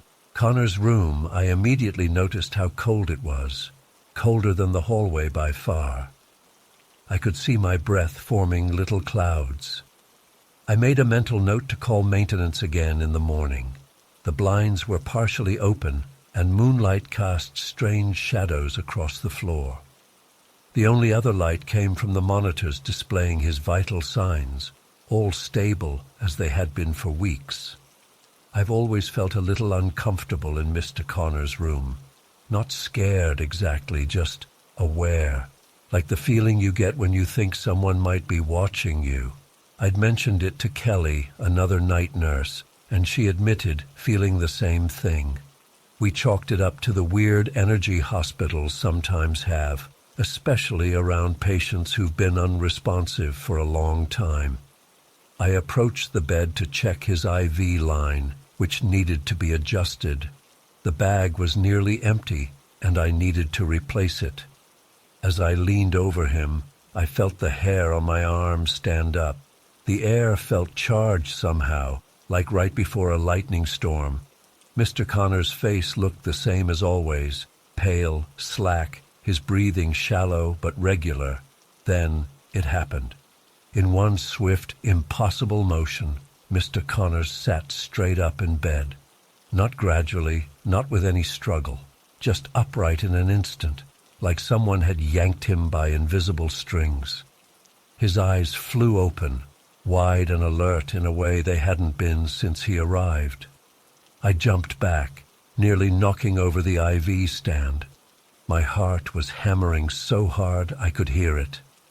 For a second, I thought I was hallucinating from exhaustion. But no, he was sitting up, staring directly at me. His eyes weren't vacant or confused. They were focused, intense, aware. And then he spoke. His voice was barely audible, a dry, scratchy whisper from weeks of disuse. But I heard each word clearly. "He's coming for me." Just 5 words, but they sent ice through my veins. Before I could respond, before I could even reach for the call button, Mr. Connors slumped back onto the bed. His eyes closed, and he was exactly as he had been before, completely unresponsive. The monitors showed no change in his vitals. It was as if nothing had happened. I stood there frozen for what felt like minutes, but was probably just seconds. I checked his vitals manually to be sure everything was normal. I rushed to the nurse's station where Mike, the other night nurse on duty, was updating charts. "Mr. Connors just spoke to me," I blurted out. Mike looked at me like I was crazy. "Sarah, the guy's been in a coma for 3 weeks. I know how it sounds, but he sat up and talked. He said, he's coming for me." Mike must have seen how shaken I was because he followed me back to the room. Of course, Mr. Connors was just as we expected, still unresponsive, unchanged. Mike checked everything and found nothing unusual. "Maybe you dozed off for a second," he suggested gently. "It happens to all of us during night shifts." I knew I hadn't imagined it, but I let it go. We had other patients to check on, and arguing wouldn't help. For the rest of my rounds, I couldn't shake the uneasy feeling. I kept thinking about those words. He's coming for me. Who was coming? What did it mean? Around 4 a.m. I returned to Mr. Connors's room. I hesitated outside the door for a moment, taking a deep breath before entering. But when I stepped inside, the bed was empty. At first, my brain couldn't process what I was seeing. The sheets were thrown back, IV disconnected, but no patient. I checked the bathroom. Empty. I ran back to the nurse's station. "Mr. Connors is gone," I told Mike, trying to keep my voice steady. Within minutes, we had the whole floor searching. Security was called. We checked every room, every closet, every possible place a 72-year-old comatose man could be. Nothing. He had simply vanished. The hospital went into full crisis mode. Police were called. The entire building was searched from basement to roof. How does a non-responsive patient just disappear? Had he somehow woken up and wandered off? Impossible. He couldn't walk. And even if he could, where would he go? How would he get past the nurse's station unseen? Around 6 a.m., the head of security reviewed the camera footage. What we saw chilled me to the bone. At 3:27 a.m., a tall man in dark clothes entered Mr. Connor's room. The footage was grainy, and the man kept his head down, avoiding the cameras. He was wearing what looked like a maintenance uniform, but something about his movement seemed deliberately casual, like he was trying not to draw attention. The cameras showed him entering the room, but there was no footage of what happened inside. 17 minutes later, he emerged, pushing a wheelchair with Mr. Connors in it. Mr. Connors wasn't struggling. He wasn't even awake. He was slumped in the chair, covered with a blanket, head lolling to one side. The man wheeled him down the hall, into the service elevator, and out through a side entrance used for deliveries. No alarms were triggered. No one stopped them. It was as if the man knew exactly where the cameras were, which doors would be unlocked, and how to move through the hospital like a ghost. The police were baffled. So was hospital administration. How had this person gotten in so easily? Why hadn't any of the security measures worked? And most disturbing to me, how had Mr. Connors known it was going to happen? I couldn't stop thinking about those words, "He's coming for me." Had Mr. Connors somehow known? Had he regained consciousness long enough to sense what was about to happen? Or was it just a coincidence, the random firing of neurons in a damaged brain? For days there was no sign of Mr. Connors or the man who took him. The hospital increased security. The police interviewed everyone who worked that night, including me. Multiple times, I told them everything, including the bizarre moment when Mr. Connors sat up and spoke. I could tell they thought I was confused or covering something up. One detective even suggested I might have been involved. Then, a week later, we got the news. Police had found Mr. Connors in an old farmhouse about 40 miles from the hospital. The man who took him was his son, Thomas Connors. According to what the police told us, Thomas had been planning this for weeks. He'd gotten hold of a maintenance uniform, studied the hospital layout, and figured out how to bypass security. When they found them, Mr. Connors was being cared for in a bedroom set up with medical equipment. Thomas had apparently stolen or purchased everything needed to keep his father comfortable. When questioned, Thomas explained that his father had made him promise years ago that he wouldn't let him die in a hospital. After the doctor said recovery wasn't likely, Thomas decided to fulfill that promise. He wanted his father to spend his final days at home in familiar surroundings, not hooked up to machines in a sterile hospital room. The authorities were surprisingly lenient. Mr. Connor's condition hadn't worsened under his son's care. The family decided not to press charges against Thomas, and the hospital, after some deliberation, chose not to pursue the matter either. I suspect they wanted to avoid the publicity of admitting how easily their security had been breached. 2 weeks after being found, Mr. Connors passed away peacefully with his son by his side. I read his obituary in the local paper. It said he died at home, surrounded by family. Nothing about the hospital, the coma, or the bizarre circumstances of his final weeks. Case closed, mystery solved. That's what everyone said. A son's desperate attempt to honor his father's wishes. Unusual, even illegal, but ultimately understandable. But I can't let it go. I keep coming back to that moment in the room. The impossible way he sat up. The clarity in his eyes. Those 5 words that still echo in my head. He's coming for me. How did he know? Mr. Connors had been completely unresponsive for weeks. There was no sign of improvement, no indication he was aware of anything. The doctors had confirmed extensive brain damage. He shouldn't have been able to sit up, let alone speak in a coherent sentence. And why that exact night? Why only hours before his son came for him? I've tried to find rational explanations. Maybe it was a random moment of clarity that sometimes happens with coma patients. Maybe his son had visited earlier and somehow communicated his plan, though the security footage shows no such visit. Maybe it was just coincidence, a random phrase that happened to precede his disappearance. But none of these explanations feel right.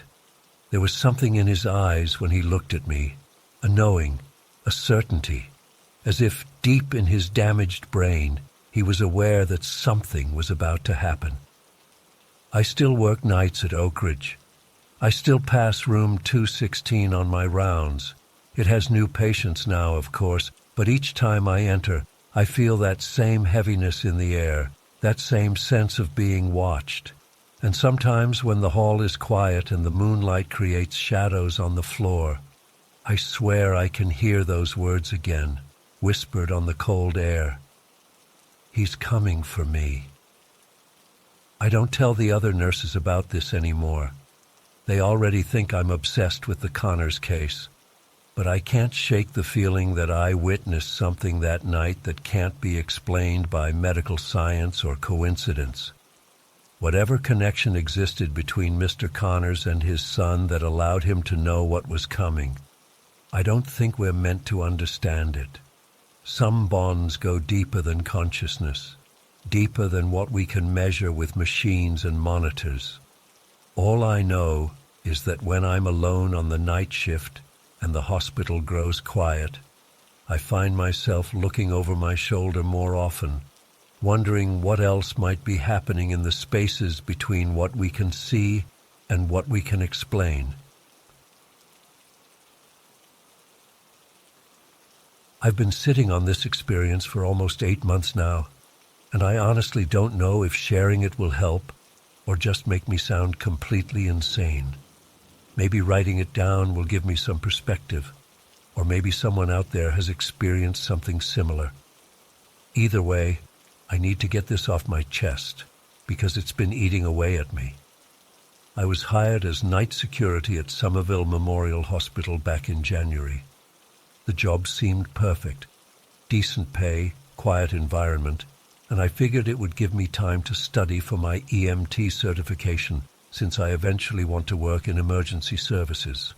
The hospital is this massive 5-story building that's been around since the 70s, with a newer wing added about 15 years ago. Most of my shifts were pretty uneventful, checking doors, monitoring cameras, doing regular rounds through the different departments. When I started, they paired me with Jeff, this older guy who'd been working security there for like 20 years. He showed me the ropes, explained the protocols, and warned me about the creepy spots in the hospital.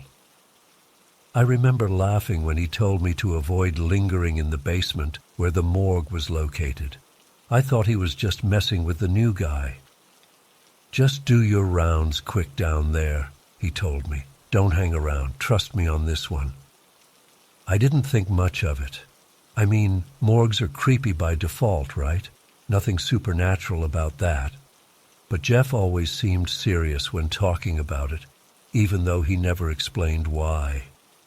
For the first couple months, I was assigned to the upper floors, mostly patient wings, the ER, and administrative areas. The basement rounds were covered by other guards. I didn't mind this arrangement at all. Then came that Wednesday night in March. 2 of our team called in sick, and we were short-staffed. My supervisor called me a few hours before my shift to explain I'd be handling the basement rounds that night. "Just the standard sweep," he said. "Check the storage areas, maintenance rooms, and the morgue corridor. You don't need to go inside the morgue itself unless the door is open or something looks off." I wasn't thrilled, but it didn't seem like a big deal. What's the worst that could happen? My shift started at 10 p.m. The hospital was unusually quiet that night. Midweek in March, not many patients, minimal staff. Most of the nurses were clustered at their stations, doctors were sparse, and the hallways were empty. I started my rounds on the upper floors as usual, then worked my way down. At around 11 p.m., I took the service elevator down to the basement. The moment the doors opened, I noticed how much colder it was compared to the rest of the hospital. I mean, hospitals are generally kept cool, but this was different, like stepping into a walk-in freezer. I could see my breath forming small clouds in front of my face. The basement is basically a long main corridor with various rooms branching off. Maintenance, storage, records, the boiler room, and at the very end, the morgue. The lighting down there is different too. Older fluorescent tubes that give off this sickly greenish-white glow. As I stepped out of the elevator, I immediately felt off. There's no other way to describe it. Like that feeling when you think someone's watching you, but no one's there. I shook it off. Basements are creepy, especially hospital basements. Nothing unusual about feeling uncomfortable. I started my rounds, checking the maintenance room, supply closets, everything normal. As I made my way down the main corridor toward the morgue, I noticed the lights at the far end were flickering. Not all of them, just the last 3 or 4 before the morgue entrance. Maintenance issue, I figured. I made a mental note to report it. But as I got closer, something weird happened. The lights seemed to be flickering in rhythm with my footsteps. Step, flicker, step, flicker. I stopped walking. The flickering stopped. I took another step. The light pulsed once. I'm not easily spooked, but that sent a chill down my spine. I told myself it was just a coincidence, a power surge triggered by the vibration of my steps or something. I forced myself to keep walking. That's when I heard it. At first it was so faint I thought it might be the ventilation system or pipes creaking. But as I got closer to the morgue, it became clearer, whispering.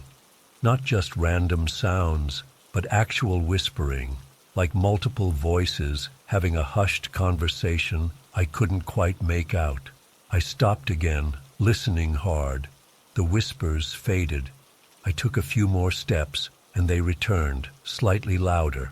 I pulled out my flashlight, even though the hallway was lit, sweeping the beam along the walls and floor, looking for any sign of, I don't know what, another person, a speaker, something to explain what I was hearing. I found nothing.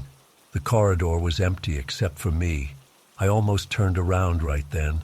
Something in my gut was screaming at me to get back on the elevator and radio my supervisor.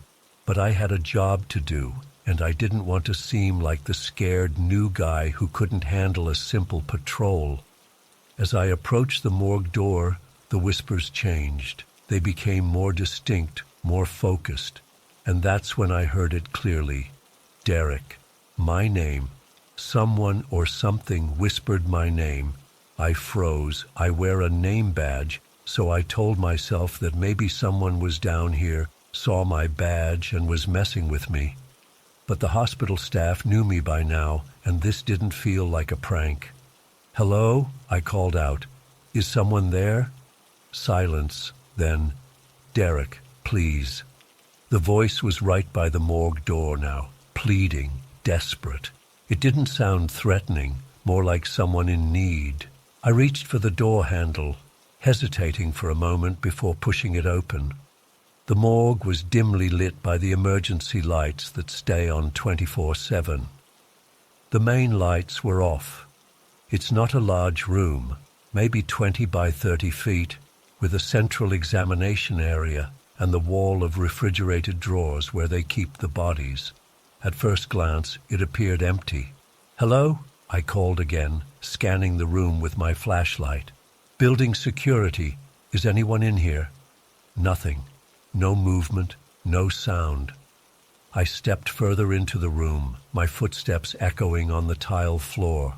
The room was freezing cold, which I knew was normal for a morgue, but it felt colder than it should be, like standing outside in winter without a coat. I did a quick sweep with my flashlight.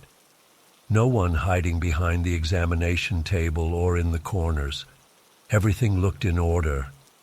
I was about to leave, feeling foolish for being spooked, when the tapping started. Tap, tap, tap, like fingers drumming against metal. It was coming from the wall of refrigerated drawers, not frantic or aggressive, just steady, methodical tapping. Tap, tap, tap. I directed my flashlight toward the sound. Nothing visible, just the stainless steel drawers reflecting the beam back at me. The tapping continued, seeming to move from one drawer to another. I should have left right then, but curiosity and a weird sense of duty made me take a few steps toward the drawers. The tapping stopped. That's when I felt it, an icy breath against the back of my neck, like someone standing directly behind me, exhaling slowly. The hair on my arms stood up, and a wave of goosebumps ran across my skin. I spun around, flashlight raised, heart hammering in my chest. No one was there. The room was still empty, but the temperature had dropped even further. I could see clouds of vapor forming with each panicked breath I took. The tapping started again, louder this time, coming from the far end of the drawer wall. Tap, tap, tap, tap, tap. Faster, more urgent. I backed toward the door, unwilling to turn my back on the room. My hand fumbled for the handle behind me, and then I heard it. Footsteps in the hallway outside. Slow, shuffling footsteps approaching the morgue. Not the normal sound of hospital shoes on tile. This was different. A dragging, uneven gait, hesitant but deliberate. I held my breath, watching the doorway, my hand still on the handle.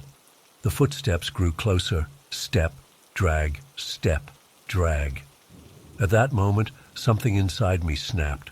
All the training about maintaining my post, investigating disturbances, it all went out the window. Pure instinct took over.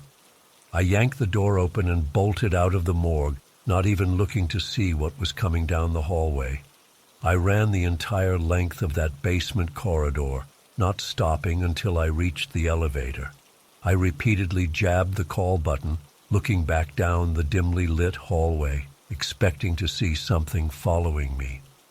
The corridor remained empty, but the lights continued to flicker, and I swear the whispers followed me, growing fainter as the distance increased. When the elevator finally arrived, I jumped inside and hit the button for the main floor. As the doors were closing, I caught a glimpse of movement at the far end of the corridor. Just a shadow, a darker patch in an already dark hallway, moving toward the elevator. The doors closed before I could make out what it was. I rode up to the main floor, trying to calm my breathing and make sense of what had just happened. The familiar sounds of the hospital, distant conversations, the PA system, the beeping of machines, were comforting after the silence of the basement. I didn't report what happened that night. What would I say? That I heard whispers calling my name, that I felt breath on my neck when no one was there, that I ran from footsteps I never actually saw. They'd think I was losing it. The next day I requested a schedule change, making up an excuse about needing different hours for school. My supervisor didn't question it, and I was moved to shifts that kept me on the upper floors.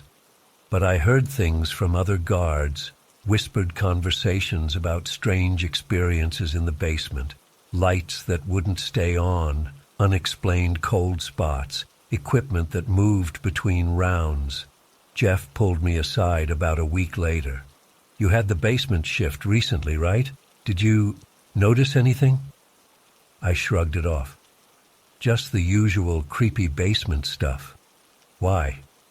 He studied me for a moment, then nodded. "No reason, just checking." I could tell he knew I was holding back, but he didn't push it. I managed to avoid basement duty for almost 2 months after that night. Then staffing issues forced me back down there. I did my rounds as quickly as possible, never stopping, never lingering. I'd sweep my flashlight ahead, keeping my eyes straight ahead while passing the morgue corridor. The lights still flickered sometimes. I still felt the temperature drop. But I never went back into the morgue itself. I've been trying to rationalize what happened that night. Maybe I was overtired. Maybe the hospital's old pipes and electrical system created noises that my mind transformed into whispers and tapping. Maybe the draft from the ventilation system felt like breath on my neck. Maybe the footsteps were just an orderly or another security guard I didn't see. But deep down, I know better. Something was in that morgue. Something knew my name. Something wanted my attention. I gave my notice last week, found a security position at a shopping mall instead. The pay's worse, but at least I don't break into a cold sweat every time I clock in. I still don't know what was in Somerville Memorial's morgue that night. A lost soul trapped between worlds? Echoes of the many lives and deaths that passed through those walls? Or just my imagination getting the better of me in a creepy basement? All I know is that whenever I drive past the hospital now, I get that same feeling, like something's watching me, waiting. And sometimes, when I'm alone at night, I swear I can hear that faint whisper again. Derek, please.